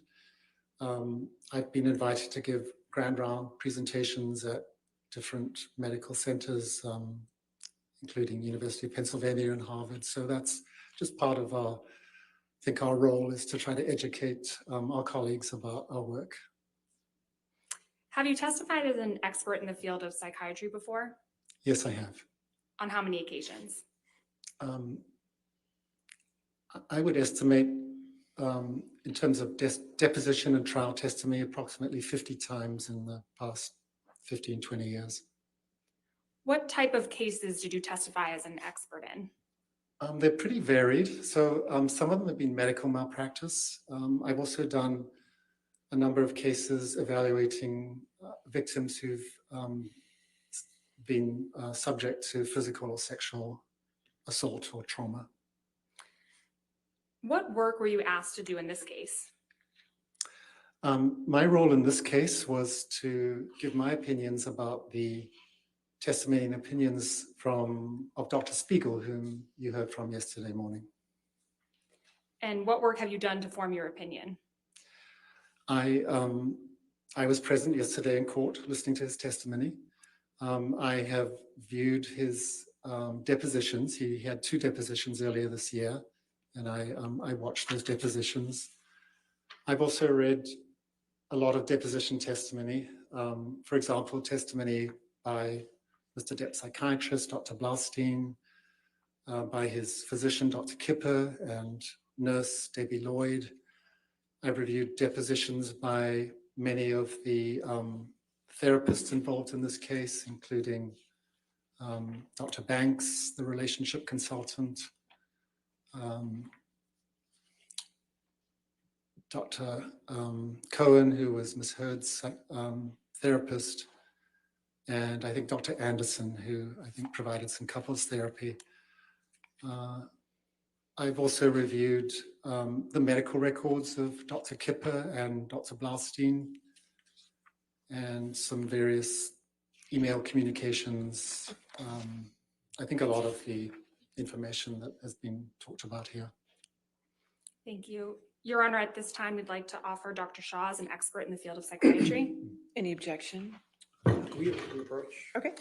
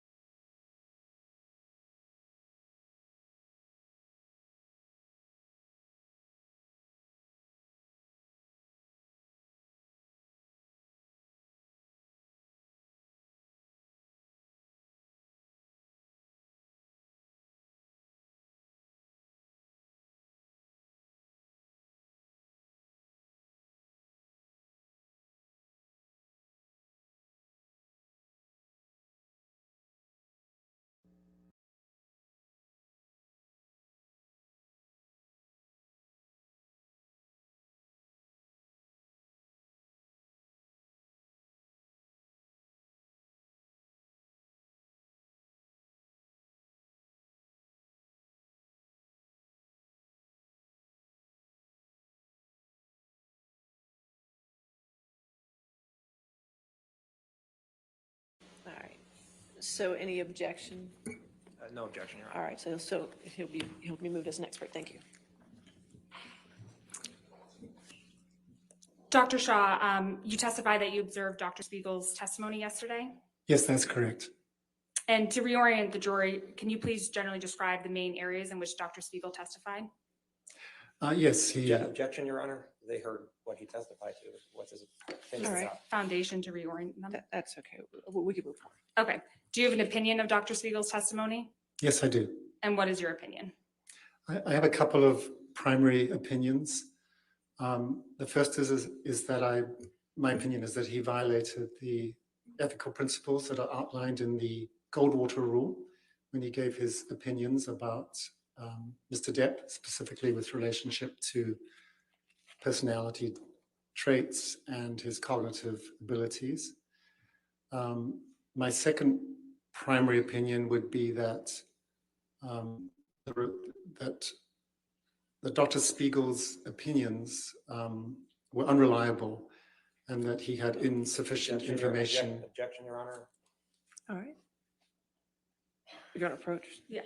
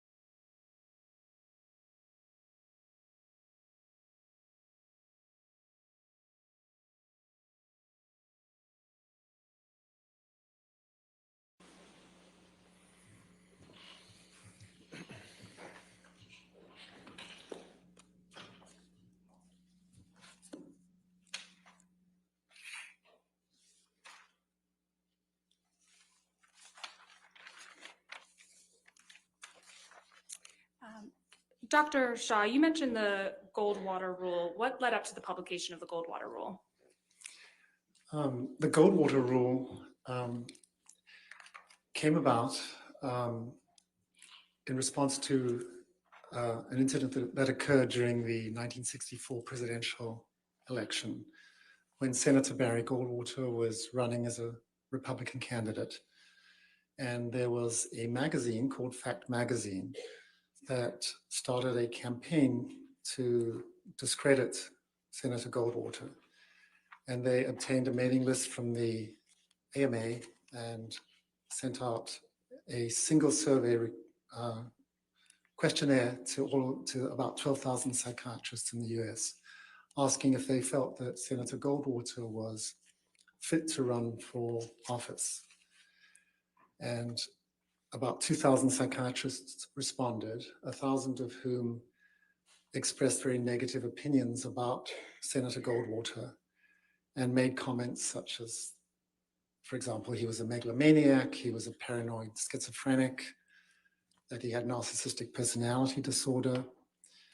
And as a result of that, he was replaced as a candidate and then went on to sue Fact Magazine for defamation of character. And he was successful in that lawsuit. And in response to this incident, the American Psychiatric Association, that I think was really concerned about how psychiatry was being represented and statements psychiatrists were making about someone they had never met or evaluated, issued the Goldwater Rule. And the main premise of the Goldwater Rule was that it was improper for a psychiatrist to render a professional opinion about a public figure unless they had personally and closely evaluated them.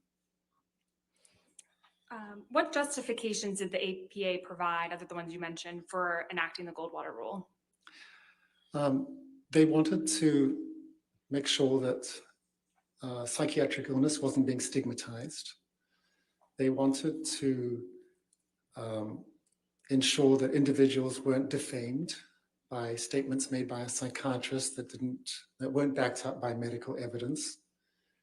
And they also wanted to preserve the integrity of the psychiatric profession, since I think the public in general, when a psychiatrist speaks out publicly and expresses an opinion, a psychiatric opinion, people generally like to take that seriously, and the APA wanted to make sure that those opinions were credible and could be relied upon. Have there been any updates to the Goldwater Rule? Yeah, since 1973, which is when the Goldwater Rule first came out, there have been a number of revisions and publications by the APA. They're called annotations in psychiatry, in which the Goldwater Rule has been better defined and expanded to some degree. So, for example, in 2017, in this publication, the APA reasserted that it was not ethical to provide a psychiatric or professional opinion about someone who had not been evaluated personally by that psychiatrist, that it was unethical to provide an evaluation without obtaining consent from that individual. They also sort of really kind of defined what a professional opinion is, and how they defined it is that an opinion that a psychiatrist expresses about someone's speech, behavior, or any characteristic about that person, if that opinion is made using the expertise, experience, and knowledge inherent in the practice of psychiatry, that is considered a professional opinion. So it might include making a diagnosis or not making a diagnosis. And the other, I think, a couple of important things about that 2017 document were that the APA specified that if a psychiatrist is to give an opinion about someone, about the diagnosis or personality characteristics, whatever, that they have to follow an appropriate methodology. They have to do an evaluation that follows the standard practice of a psychiatrist here in the US. And if they don't do that, they are considered to be, affecting the integrity of both the psychiatrist and the psychiatric profession. And this revision of the Goldwater Rule definitely received a lot of support. The president of the APA at the time stated that breaking the Goldwater Rule was irresponsible, stigmatizing, and definitely unethical. So that was a very strong statement from the president of the APA. What other medical organizations have weighed in on this issue? Yeah, the number of organizations have their own sort of version of the Goldwater Rule. The American Medical Association, that represents physicians in the US, has an annual meeting, and they have what's called a Council of Ethical and Judicial Affairs, and they had a meeting in 2017 in Honolulu, and they came up with their own statement about the issue of whether physicians can provide opinions without directly evaluating somebody. And their opinion was that physicians should refrain from giving a psychiatric diagnosis about any public figure, including celebrities and people in the media. Are there exceptions to the Goldwater Rule? There are exceptions, yeah. And I think Dr. Spiegel had a lot to say about this yesterday when he was saying that if you couldn't express an opinion without evaluating someone, it sort of made the whole specialty or role of experts in the court sort of null and void. But there are exceptions and situations in which an expert can give testimony in court.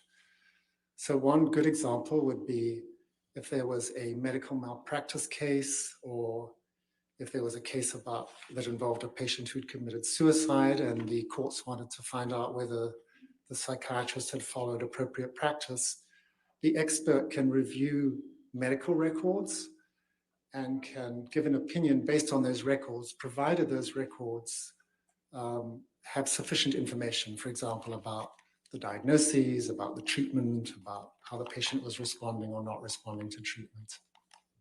Did you form an opinion about whether Dr. Spiegel complied with the Goldwater rule? Well, my opinion is that he did not. He expressed a number of professional opinions about Mr. Depp that we heard about yesterday. And again, he did so without an evaluation, without consent. He did not follow the guidelines of the APA in the 2017 revision, where it was considered important that there be sufficient information obtained by that expert to give an opinion. So I would definitely felt that his conduct, unfortunately, did violate the Goldwater rule. And specifically, what opinions of that Dr. Spiegel gave yesterday do you feel violated the Goldwater rule? Yeah, I think that, well, there were sort of two primary ones. The first that you heard about was that Dr. Spiegel had professional opinions about Mr. Depp's personality. And he talked a lot about how he believed that Mr. Depp had narcissistic personality traits. So, and he also, talked a lot about narcissistic personality disorder. So narcissistic personality disorder is a diagnosis in the Diagnostic and Statistical Manual. It's called the DSM-5 for short. It's a diagnostic manual published by the APA. Objection, Your Honor. We've heard from him. Okay.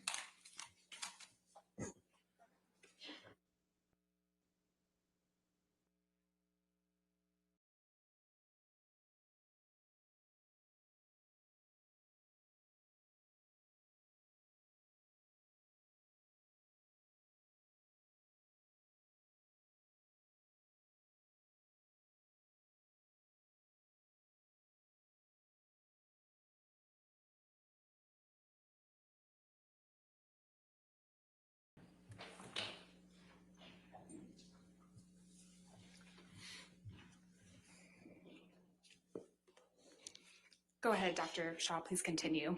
Sure. So I was just talking about narcissistic personality disorder in the DSM-5. So the diagnostic criteria for that are, I'm not going to remember every word about this, but essentially it's a pattern of grandiosity, a need for admiration, a lack of empathy that's demonstrated by that person since young adulthood. And the DSM-5 has 9 specific criteria. And for someone to meet the diagnosis, you have to meet 5 of those criteria. And so when, as a psychiatrist, we're trying to make a diagnosis of any personality disorder or any diagnosis in general, the normal professional guidelines would dictate that we would do a very careful diagnostic interview. And there are actually interviews specifically written to assess personality disorders. It's also possible to have the individual fill out questionnaires. There's something called the Narcissistic Personality Inventory. This is a 40-item checklist that taps into various components of narcissistic personality disorder. And it's also possible to get psychological testing, like the MMPI that I think you heard about in reference to one of the other experts here. So with all of this information, including collateral information from family members, work colleagues, information of that sort, it is possible to come up with a diagnosis of narcissistic personality disorder. So in the case of Dr. Spiegel, he had none of this information. even though he came out and stated with what he described as a degree of medical certainty that Mr. Depp had narcissistic personality traits. And if you remember somewhat towards the end of his testimony yesterday, he was asked to, since he couldn't provide any documentation from the medical record about narcissistic personality disorder or narcissistic personality traits, he was asked about what is referred to a lot in his testimony as record evidence. So information that he obtained from depositions, from text messages, from emails, whatever. And so he was asked to give, I think, 5 examples of record evidence that would make it seem like Mr. Depp met criteria for narcissistic personality traits. And I'll just mention a couple of them, just to illustrate my opinion, is that testimony did not really hold together. So he stated, for example, that one of the criteria for narcissism is narcissistic personality disorder is a sense of entitlement.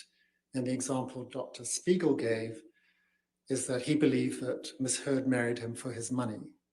So clearly, sense of entitlement is from a psychiatry perspective, that's very different from a belief that someone wanted you for your money. A second example that was given was that he was asked to give an example of how Mr. Depp had shown that he was envious of others, which is another criterion for narcissistic personality disorder. And the example that Dr. Spiegel gave is that Mr. Depp was jealous of Ms. Heard because he believed she was having an affair with Mr. Franco. Now, if we look at these two terms as a psychiatrist, there's a big difference between being envious and being jealous. As a psychiatrist, when I think about envy, I think about somebody wants something that someone else has, and it makes them feel Objection, Your bad. Honor. I think this is going beyond his All right. clarification. He's giving his opinion as to how Dr. Spiegel violated the Goldwater rule with respect to his testimony about narcissistic personality traits. He did, but now sustain the objection. Next question. Okay. Okay, and you mentioned 2 major examples. What was the second one? The second one was confusing being envious with being jealous. Oh, sorry, Dr. Shaw, I mean, you mentioned 2 major examples of ways Dr. Spiegel violated the Goldwater rule. What is the second? Oh, sure.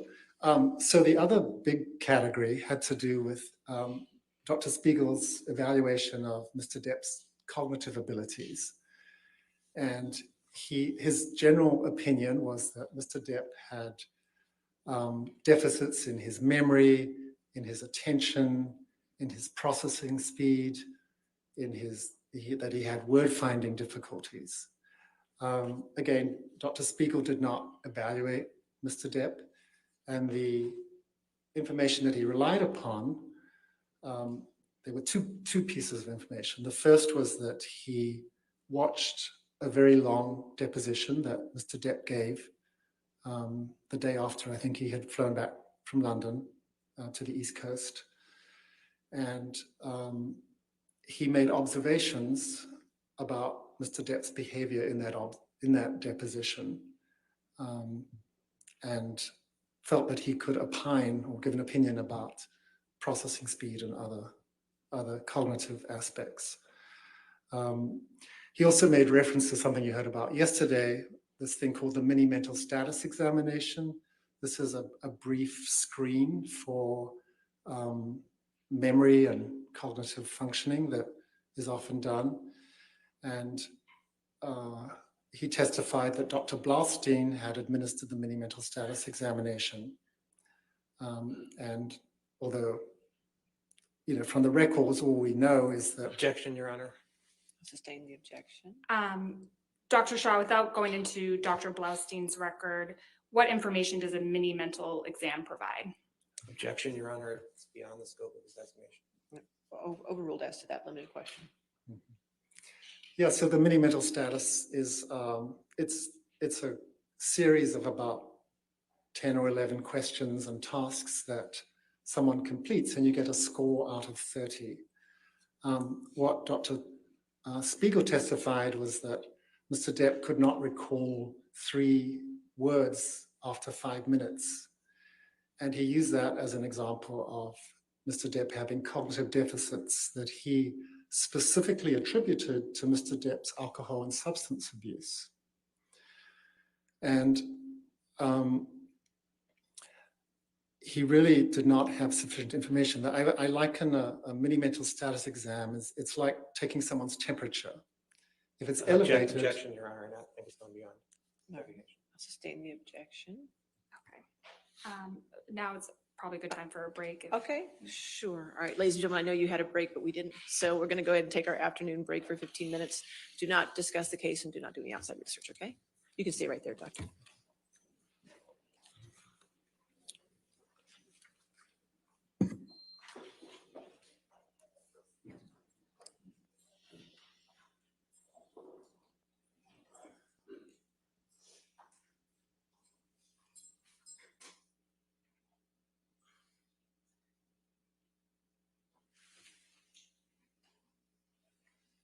All right, you're excused for the 15 minutes too, sir, doctor. Okay, we'll come back at 4:17 then, finish the day? Okay.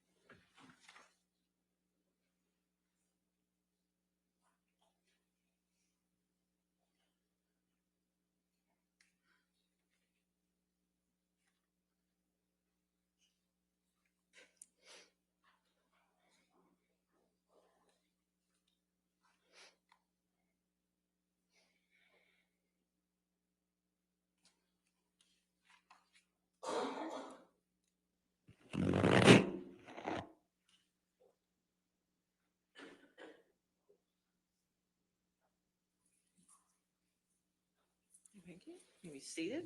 All right, your next question. Thank you.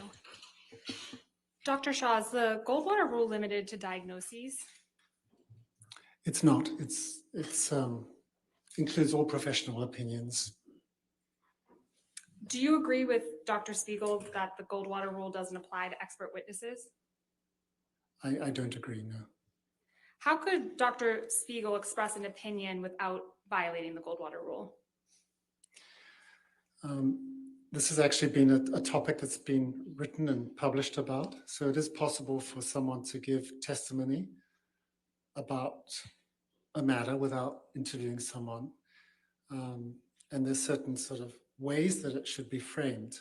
So for example, when Dr. Spiegel was testifying about the report that Mr. Depp was unable to recall these 3 objects, what he could have done is said that I have not personally examined Mr. Depp, so I can't speculate about his cognitive state or ability to function cognitively. However, it is possible that someone who's not able to recall 3 objects could have issues related to substance use, which was what his opinion was. However, what he should have done in expressing his opinion is then have followed up to say that in order to really establish whether these were relevant and significant cognitive deficits, Mr. Depp should have had psychological testing to establish the nature of these deficits. And he should also have added that there are other potential explanations for these findings. So for example, it's possible that Mr. Depp.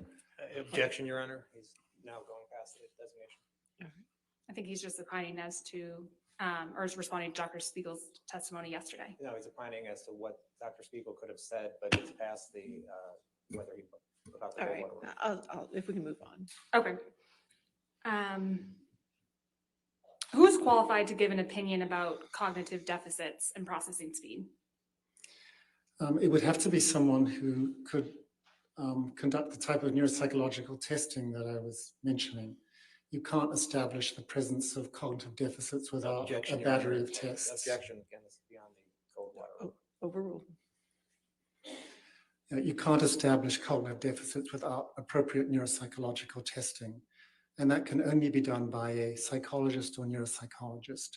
So a psychiatrist like Dr. Spiegel would be giving an opinion outside of his area of expertise if he gave an opinion about cognitive deficits that required psychological testing to be further evaluated. Dr. Spiegel yesterday testified about the practice of forensic psychiatry. Do you recall that testimony? Yes, I do. What is forensic psychiatry? Forensic psychiatry is a specialty of psychiatry that relates to matters on the intersection between psychiatry and the law.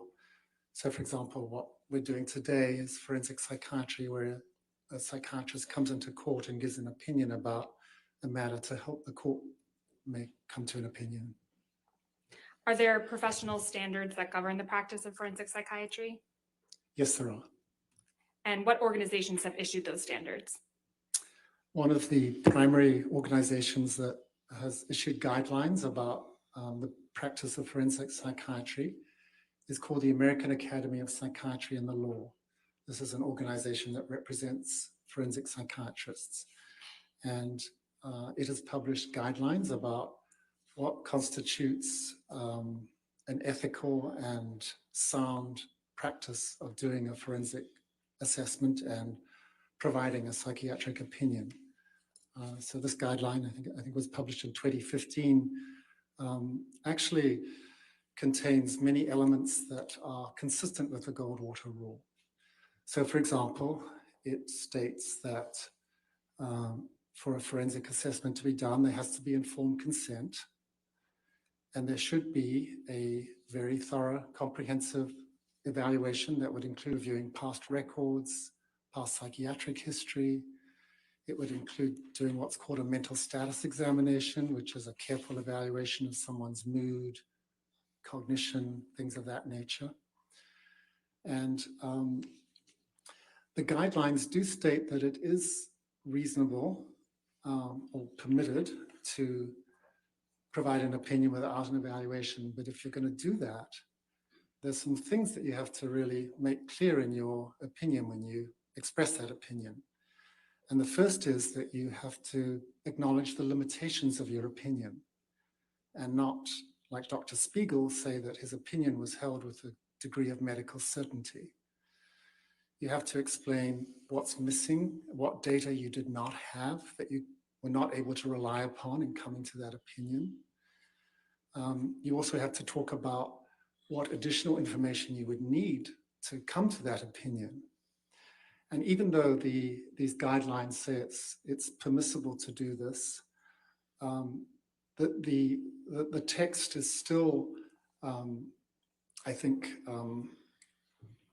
not fully in support of psychiatrists doing this. So their statements are that opinions rendered without a proper database, which is what we as psychiatrists rely upon to make diagnoses and give opinions, professional opinions, is questionable and not generally recommended. Did you form an opinion about Dr. Spiegel's testimony with respect to these practice guidelines? Yes, I did. And what is your opinion?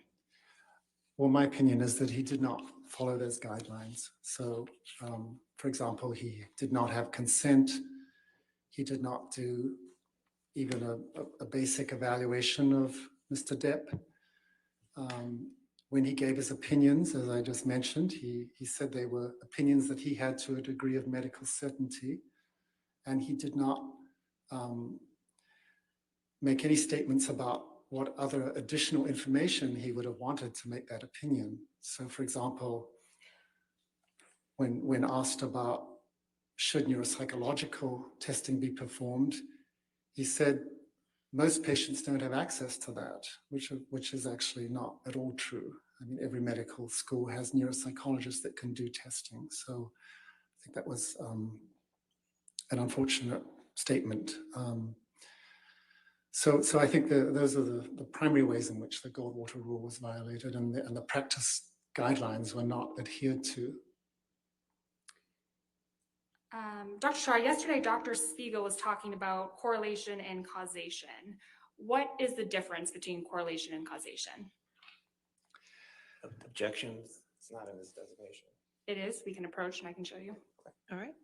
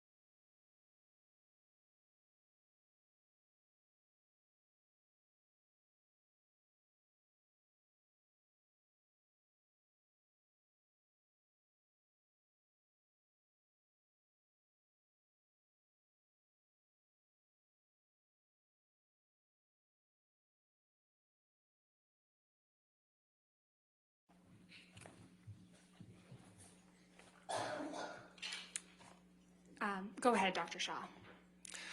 Yes, so the difference between a correlation and causation, correlation is a statistical analysis of a relationship between two different factors. So in Dr. Spiegel's testimony, he talked about, there being a correlation between opinions he had about Mr. Depp, his narcissistic personality traits, his substance abuse, things of that nature. So a correlation doesn't say anything about whether or not these factors caused that, the behavior he was discussing. Perhaps one of the easiest ways I could describe this difference between correlation and causation is if we look at the issue of measles, if you bear with me. So there's a correlation between being young and catching measles. Now we know that measles is not caused by being young. Measles is caused by a virus. But young children have not been exposed to the virus. They don't have the immunity, so they have a higher rate of measles. So the difference statistically is, well the difference is between causation and correlation is illustrated by that example. So another way I might put this is if we had 100 people in a room, just bringing it back to the issue of IPV that Dr. Spiegel was testifying about. Let's say we had 70 people who had all the risk factors for IPV and 30 people who had no risk factors for IPV. So what can we say about those 70 people? We can't say that any single one of those people has perpetrated IPV, even though they may have all the risk factors. And if we look at the 30 people who have no risk factors, we also can't say whether or not they have perpetrated IPV.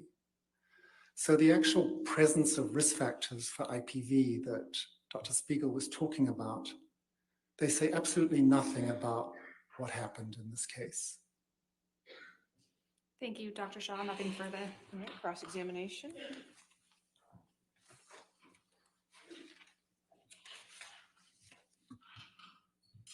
Good afternoon, Dr. Shaw. Good afternoon. You're not offering any opinion as to Mr. Depp's psychology, correct? That's correct. And you testified a lot about the Goldwater rule. You know of no case where an expert has been excluded from testifying based on the Goldwater rule, correct? I don't know about the whole universe of cases. It's possible, but I don't know personally about one. And you, before this case, you've never offered an opinion on the Goldwater rule before, correct? That's correct. And you've never written an article on the Goldwater rule, correct? I have not. And you've never given a presentation on the Goldwater rule, correct? I have not. And you've never been on any committees regarding the Goldwater rule, correct? I have not.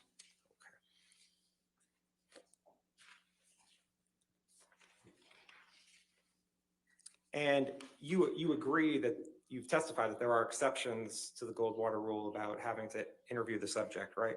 Yes, And you understand that Dr. Spiegel requested to meet with Mr. Depp twice, but Mr. Depp declined, correct?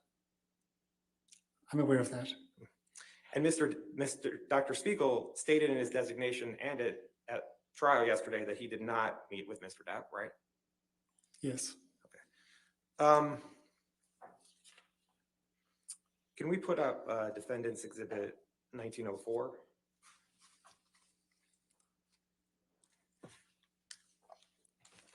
Dr. Shaw, have you seen the opinions of the Ethics Committee on the Principles of Medical Ethics? Yes. Okay. And if you could turn to 79 of the PDF, it's actually, thank you. You see where it's highlighted here? Yes. And it says psychiatrists have also argued that the Goldwater rule is not sound because psychiatrists are sometimes asked to render Objection, opinions. hearsay. He's an expert. Without conducting an examination of an individual. Examples occur in particular in certain forensic cases and consultative roles. This objection attempts to subsume the rule with its exceptions.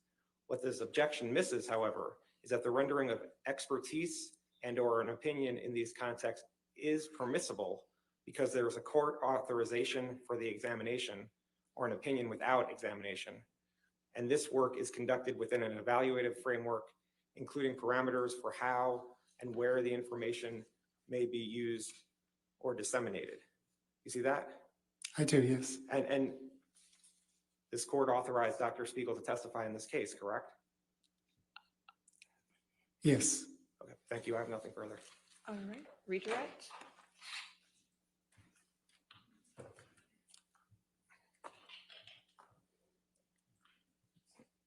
Dr. Shaw, Mr. Nadelhoff just asked you about the court authorization of Mr. Depp's evaluation.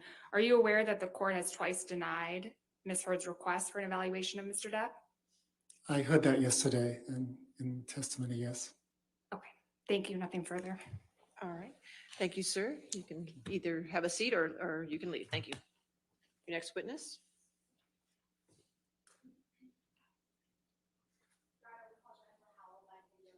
All right. Get to you.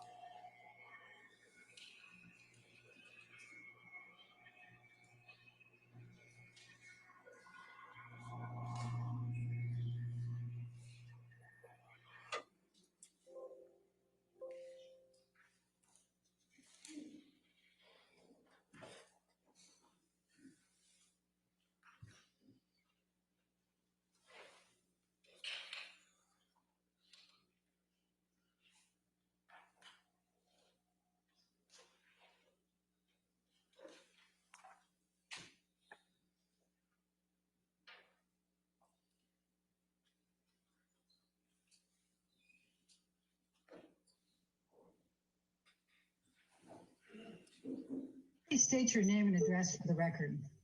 Jennifer Howell, Los Angeles, California. And what is your current occupation? I run the Art of Elysium, CEO of the Art of Elysium. Let me just go back. Now, you've indicated that Whitney lived with you from January 2015 to, I'm sorry, May 2015 to April 2016. Are you absolutely certain about those dates? I am certain, yes. She came and went at different periods, but all of her stuff moved out of my house April 2016. And I'm sorry, did you say you were 100% certain of that? Ms. Hall, could you answer my question? Yes, she did go back to Amber and Johnny's at different points, but she was still living with me during that time. The question I asked, because you were talking at the same time Ms. Vasquez was giving an objection, was I believe that you said you were 100% certain of those dates. Is that correct? Same with me. All right. Oh, you previously testified that you were the CEO for Art of Elysium. Is that correct? That is correct. And are you still currently in that position? Yes, I am. And how long have you been the CEO for Art of Elysium? I am the founder of the organization. So we did our first workshop in August of 1997, filed the legal paperwork in February of 98 to set up a 501c3. So I guess since the beginning of the charity. Ms. Howell, when did you first meet Amber Heard? At the Pineapple Express premiere is where I met she and her sister Whitney. Do you remember approximately what year that was? I believe it was around 2008. I'm sure that could be pulled. It was the LA premiere. I think there was probably multiple premieres, but it was the Los Angeles premiere of Pineapple Express.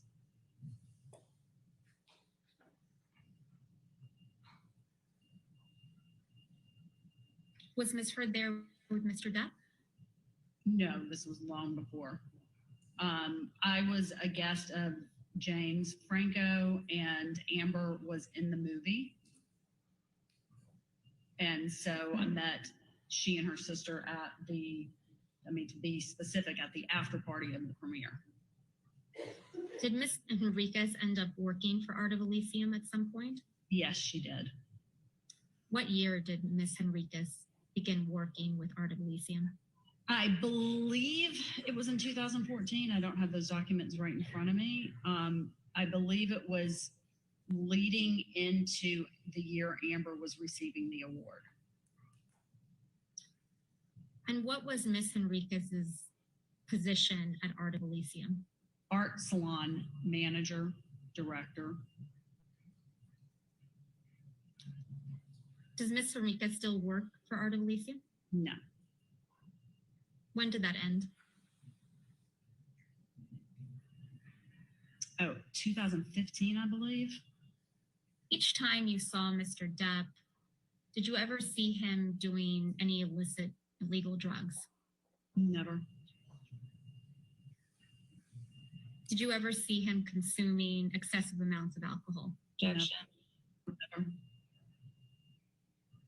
Did you ever see Mr. Depp appear intoxicated? No. Did Ms. Heard ever show you photographs of depicting injuries on her face or body? No. Did Ms. Heard ever tell you that Mr. Depp was abusive towards her? No. Mr. Depp paying your legal fees, Ms. Howell, for this deposition and the testimony you've provided in the UK action? He is not. Who is? Myself.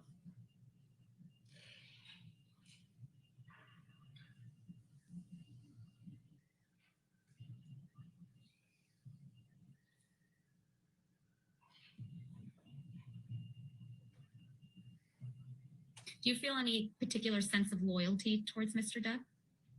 None at all. Do you feel any sense of loyalty towards Ms. Heard? None at all. Ms. Howell, do you recognize this check as the check that the Art of Elysium received on behalf of Ms. Heard for a donation, an anonymous donation of $250,000? Yes. Yes.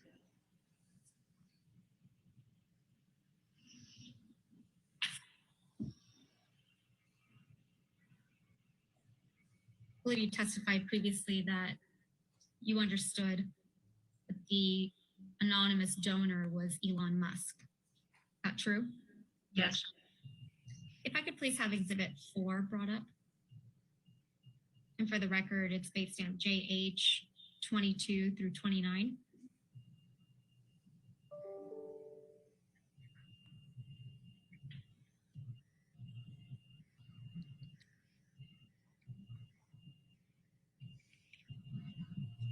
What for?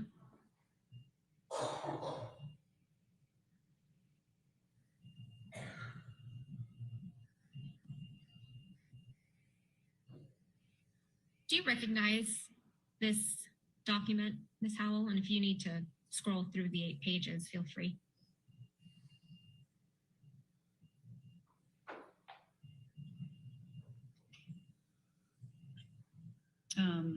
Can you scroll down?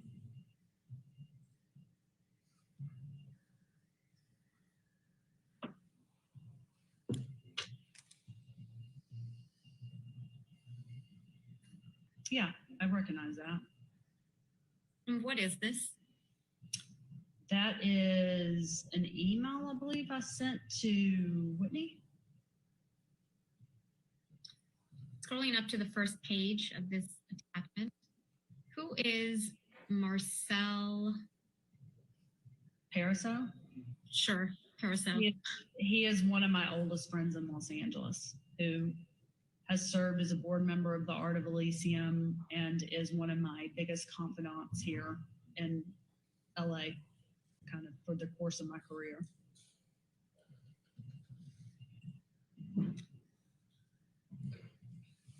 And going down to the 3rd page of this exhibit.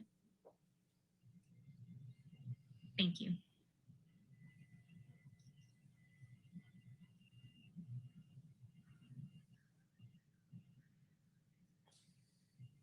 This is an email, Ms. Howell, that you sent to Whitney Henriquez on or about Tuesday, July 28th, 2020 at 11:02 a.m.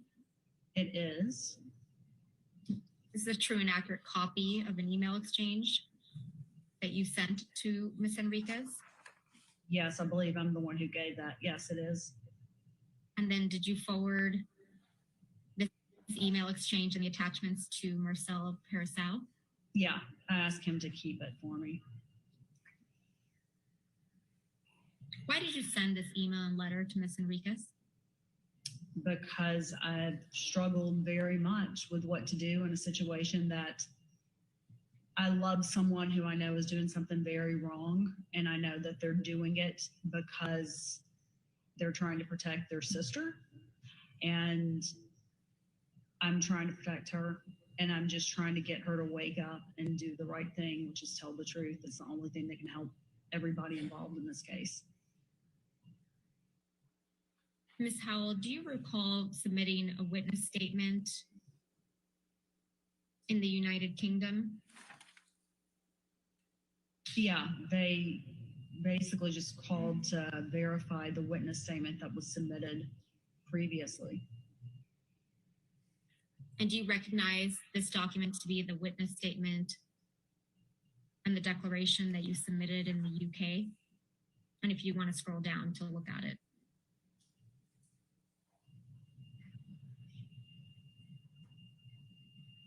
Yes, I recognize it. And at the first page, do you see a date on this document? January 13th, 2021. And is this document a true and accurate copy of the declaration that you submitted in the UK proceeding on or about January 13th, 2021? Yes. And are all the statements in your UK declaration accurate and true? I mean, yes, I signed it, yes. All right, let's pull up what I believe was Depp Exhibit 9. It's been marked as Depp Exhibit 9.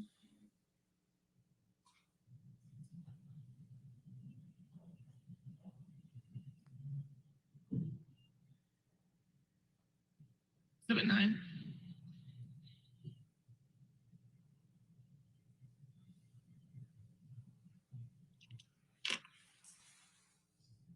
So, Ms. Howell, earlier you were shown this document. Scrolling to the end of it. Can you go? Okay. There. Mm-hmm. Did Mr. Waldman assist you in drafting this email? Absolutely not. Did you speak with Mr. Waldman at all about drafting this email? About writing an email? No, I did that on my own accord. Did you speak with Mr. Waldman at all about contacting the ACLU? I do not recall having a conversation with him about that. And Ms. Howell, you testified earlier that you received a check from Fidelity Charitable in January of 2018. Is that correct? I don't know if I said the date, but yes, I received an anonymous donation from that check that was submitted. Whatever it's on there, I just don't know the date off the top of my head. And you testified that there was a letter sent along with that that said that it was in honor of Amber Heard. Yes, Richard, I was guaranteed 20 minutes with him after being attacked for 3.5 hours by your side the last time. So I am going to stick by what I was told before entering this and what your side agreed to. All right, your next witness. Your Honor, Mr. Depp calls Candy Davidson Goldbraun, who is the corporate designee of the Children's Hospital of Los Angeles. All right, and that's by deposition, is that correct? Yes, Your Honor. Okay. Goldbraun, is it your understanding that you're here to testify today on behalf of the Children's Hospital? Correct. Yes. Okay. So as of June 2018, had any payments been made by Ms. Heard to the Children's Hospital in connection with the $3.5 million pledge, aside from the original $100,000 check from Mr. White in August of 2016? Yes, there was a payment, a gift on January 9th of 2018. And what amount is that gift that you're referring to? $250,000. Okay, and was that gift made by Ms. Heard or on Ms. Heard's behalf? By Ms. Heard. Okay, and what are you basing that statement on? By the check that we received from Fidelity. Fidelity charity that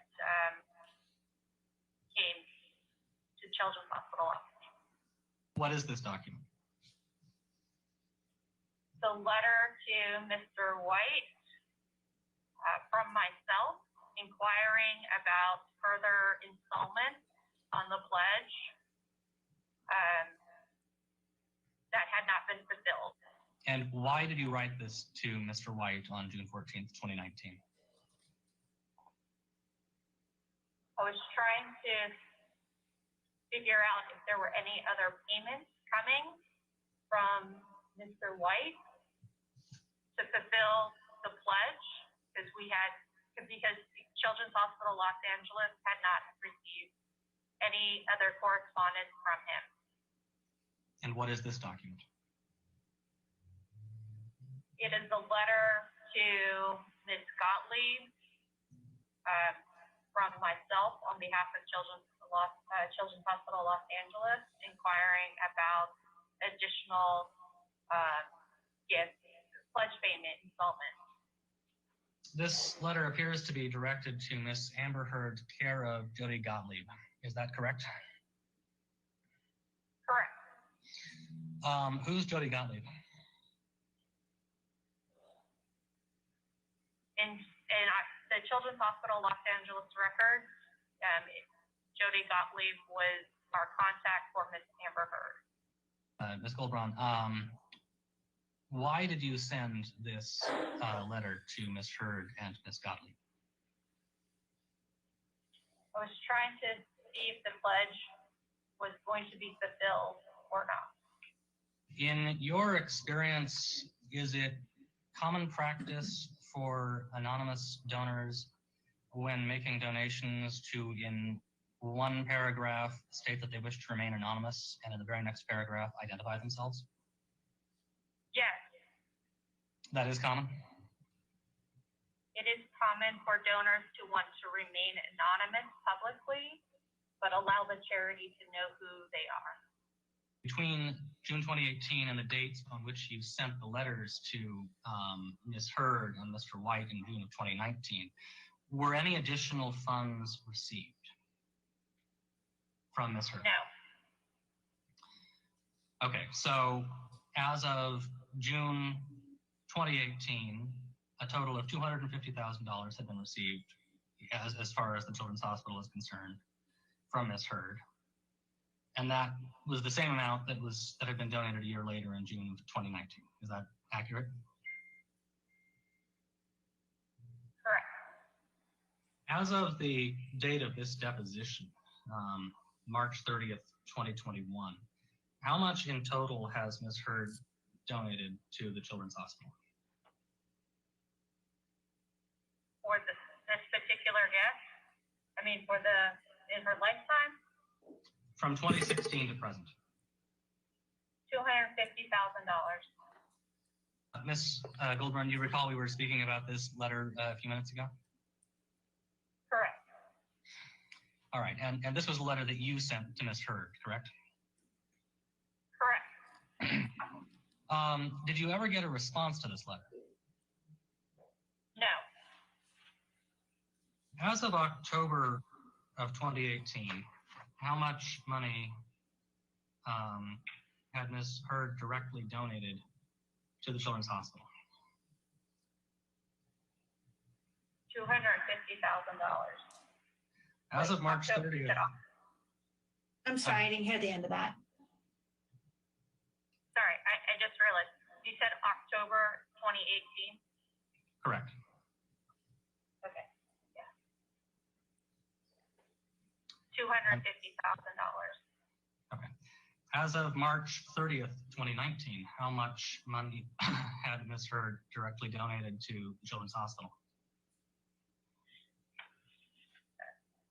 $250,000. What is your understanding of the length of time over which Ms. Heard pledged the gift of $3.5 million to Children's Hospital? There was no date arrangement with Ms. Heard to have this pledge paid off in a particular time. If Ms. Heard were to pay this, the rest of the $3.5 million in 2 years or 5 years, would Children's Hospital welcome that? CHLA welcomes every and any donation that comes its way. Has Amber Heard's pledge of the $3.5 million to Children's Hospital expired, to your knowledge? Not that I'm aware of, no, it has not expired. All right, thank you. Your next witness, or? Your Honor, I think we've concluded our witnesses for today. We will have more live witnesses tomorrow. Okay, all right, ladies and gentlemen, that'll be the end of your day for today. Again, do not do any outside research, do not discuss the case with anybody, and we'll see you tomorrow morning at 9 a.m., okay? Thank you.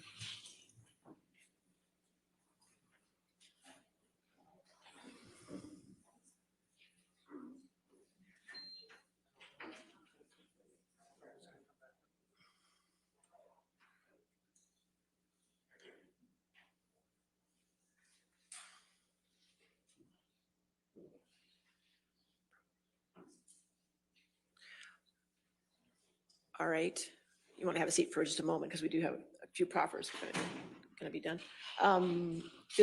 Just for the record, we talked about it earlier.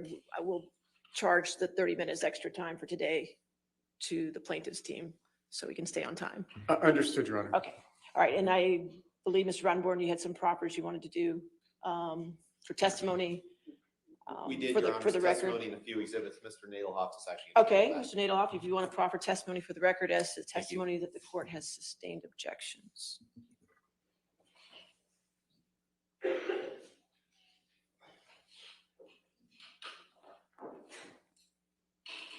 Your Honor, it's a box here, so. All right, that's fine. You can stay there as long as you stay close to the microphone. I appreciate it.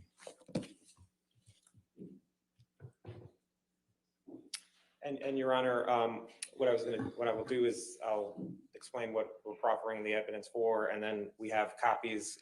Good. Which I'll provide to you. We'll provide them to you electronically, or I don't have another copy for you right now, but we'll provide. That's fine. Go ahead. Yes, sir. Okay. Your Honor, for Laurel Anderson, on March 31st, 2022, the defendant attempted to designate certain portions of the deposition testimony for trial of Dr. Laurel Anderson, a clinical psychologist who worked with Ms. Heard and Mr. Depp. Dr. Anderson testified in the therapy session. Ms. Heard reported to her that she was slapped by Mr. Depp, that he hit her in the head, had her hair pulled by Mr. Depp, kicked her in the leg, and that Mr. Depp gave Ms. Heard bruises. Ms. Heard also reported that Mr. Depp was the first to initiate any violence. Ms. Heard also reported that she hid in a bathroom to protect herself from Mr. Depp. Ms. Heard also reported to Dr. Anderson that Mr. Depp threw a phone at her on May 21st, 2016, hit her and held her hair. Ms. Heard also reported to Dr. Anderson that she was a victim to Mr. Depp's abuse. The testimony is contained in Dr. Anderson's deposition transcript, which is Exhibit A. The court also excluded records of Dr. Anderson from Ms. Heard's and Mr. Depp's therapy sessions and a treatment summary, which are Exhibits B and C. Mr. Depp objected to Dr. Anderson's testimony as described in medical records, stating that they were hearsay and that they did not fall into any exceptions, including statements for purposes of medical treatment. The court sustained the objection on the grounds that the testimony and exhibits were hearsay. For Dr. Kipper, on March 31st, 2022, the defendant attempted to designate certain portions of the deposition testimony for trial of Dr. David Kipper, Mr. Depp's physician.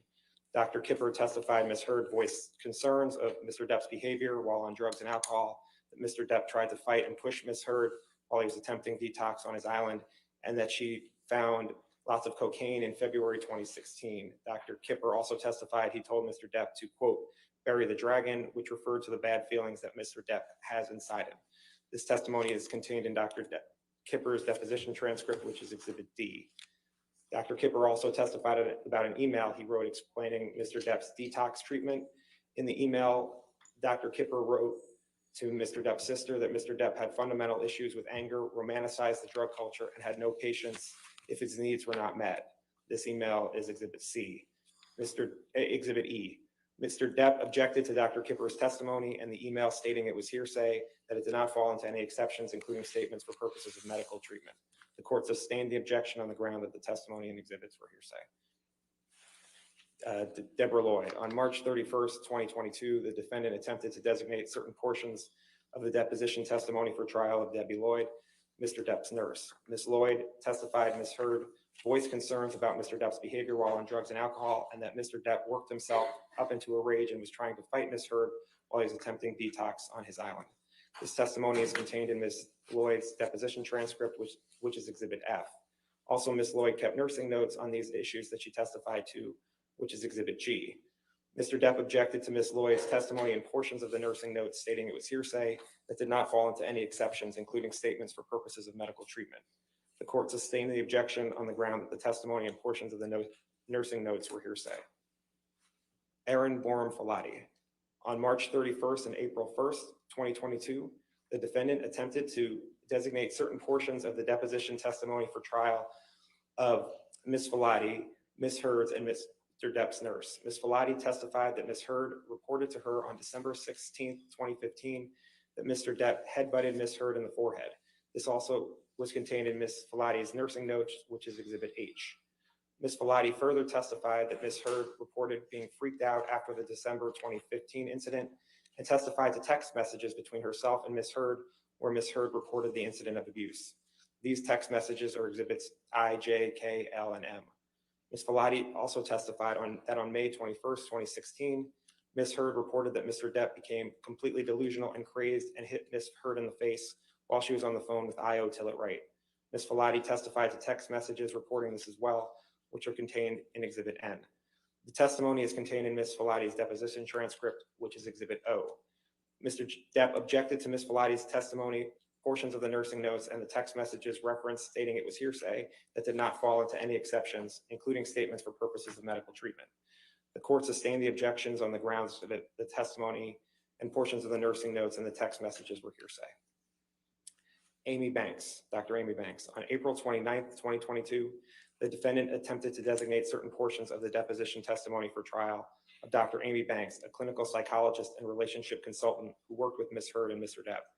Dr. Banks testified that in therapy sessions, Ms. Heard reported that Mr. Depp attacked her physically, including by hitting her with his hand. Dr. Banks also testified that Ms. Heard reported that Mr. Depp cut his finger off and burned himself with a cigarette. Dr. Banks also reported that Ms. Heard told her that Mr. Depp initiated the violence while in a session with Mr. Depp and Mr. Depp did not object to the characterization of the violence. Finally, Dr. Banks testified that she believed Ms. Heard's accounts of the violence and that Ms. Heard was a victim of domestic abuse. This testimony is contained in Dr. Banks's deposition transcript, which is Exhibit P. Mr. Depp objected to Dr. Banks's testimony, stating it was hearsay that did not fall into any exceptions, including statements for purposes of medical treatment and for providing improper expert opinion. The court sustained the objections on the grounds that the testimony about the abuse was hearsay and that Dr. Banks's testimony that Ms. Heard was a victim of domestic abuse was improper expert opinion. Connell Cowan. On April 29th, 2022, the defendant attempted to designate certain portions of the deposition testimony for trial of Dr. Connell Cowan, a clinical psychologist who worked with Ms. Heard. Dr. Cowan testified that in the therapy session, Ms. Heard reported abuse by Mr. Depp, including text messages and medical notes, where Ms. Heard reported in December 2015 that, quote, Johnny did a number on me, end quote. This testimony is contained in Dr. Cowan's deposition transcript, which is Exhibit Q. It is also contained in Dr. Cowan's medical notes in Exhibit R at Dep 9122 through 23 and is contained in text messages that are Exhibits S and T. Mr. Depp objected to Dr. Cowan's testimony, stating it was hearsay that did not fall into any exceptions, including statements for purposes of medical treatment. The court sustained the objections on the ground that the testimony about the abuse was hearsay. Alan Blaustein.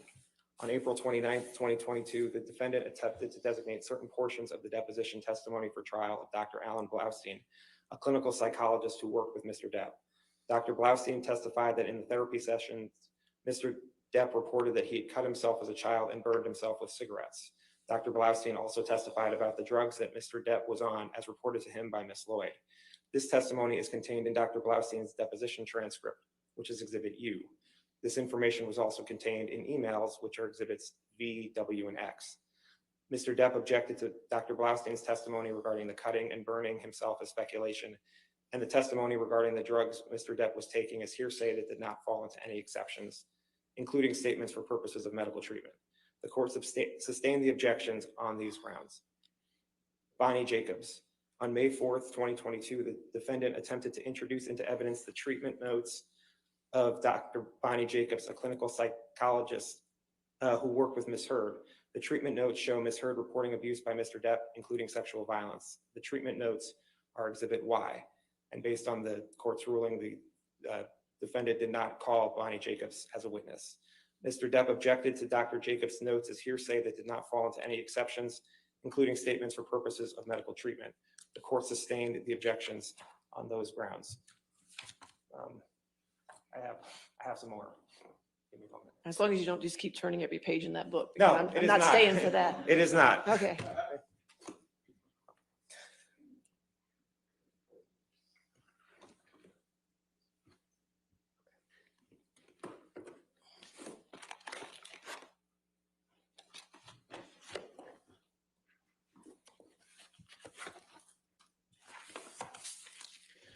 The UK judgment. On April 29th, 2022, Ms. Heard moved to allow evidence and questioning regarding the UK judgment and for admission of the judgment itself, which is Exhibit Z. In support for her motion, Ms. Heard argued that Mr. Depp had opened the door to the admission of the judgment by presenting evidence of damages after the date of the judgment on November 2nd, 2020. For example, Ms. Heard observed that Mr. Depp had sought damages for losing his role in Pirates of the Caribbean 6, a movie that has not yet been made. Ms. Heard further observed that Mr. Depp testified that the op-ed had caused him and his family irreparable harm, thereby suggesting that his reputational harm had continued to the present. Ms. Heard noted that Mr. Depp's expert designation indicated Michael Spindler relied on Mr. Depp's earnings from 2019 to 2021 when reaching his opinion, which resulted in an amendment to the designation. Ultimately, the court found that Mr. Depp had not opened the door to the admission of the UK judgment and overruled the motion, which the court did again today with Mr. Banya's opinions. Finally, Adam Berkovici. On May 19th, 2022, Ms. Heard attempted to call Adam Berkovici, who is an expert in the policing and Los Angeles Police Department policing of domestic violence calls for service. Mr. Berkovici would have testified to his qualifications in the field of policing and LAPD depolicing of domestic violence calls for service as follows, and further outlined in Ms. Hurd's fourth supplemental and rebuttal disclosures dated March 31st, 2022. Mr. Bercovici spent 30 years with the LAPD, retiring in 2012 at the rank of lieutenant. He has extensive experience as a patrol officer, field supervisor, uniformed watch commander, both as Sergeant Second and Lieutenant One, along with multiple assignments as an officer in charge, Lieutenant Second of specialized detective units. During his tenure with the LAPD, Mr. Bercovici held numerous positions directly responding to and overseeing subordinate officers' responses to the domestic violence calls for service, including as a patrol officer, supervisor, watch commander, and assistant watch commander. And actually this, Your Honor, is the person who prepared this prepared a longer brief of what he was going to say. Is it okay to submit it rather than All right. hearing me read it all? Any objection to that? No objection. Okay. Okay. That's fine. And with that, that's Okay. proper. You just scared me with the size of that. No, book. I just wanted to- I understand. Okay. All right. That's fine. If you can get Jamie our copy of it, we'll make sure it becomes course, part sir. of the record as well. Thank Okay. you. Mhm. All right. Do you have any proffers, Mr. Chu, that you need to at this point? Not at this time, Your Honor. Thank Okay. you. All right.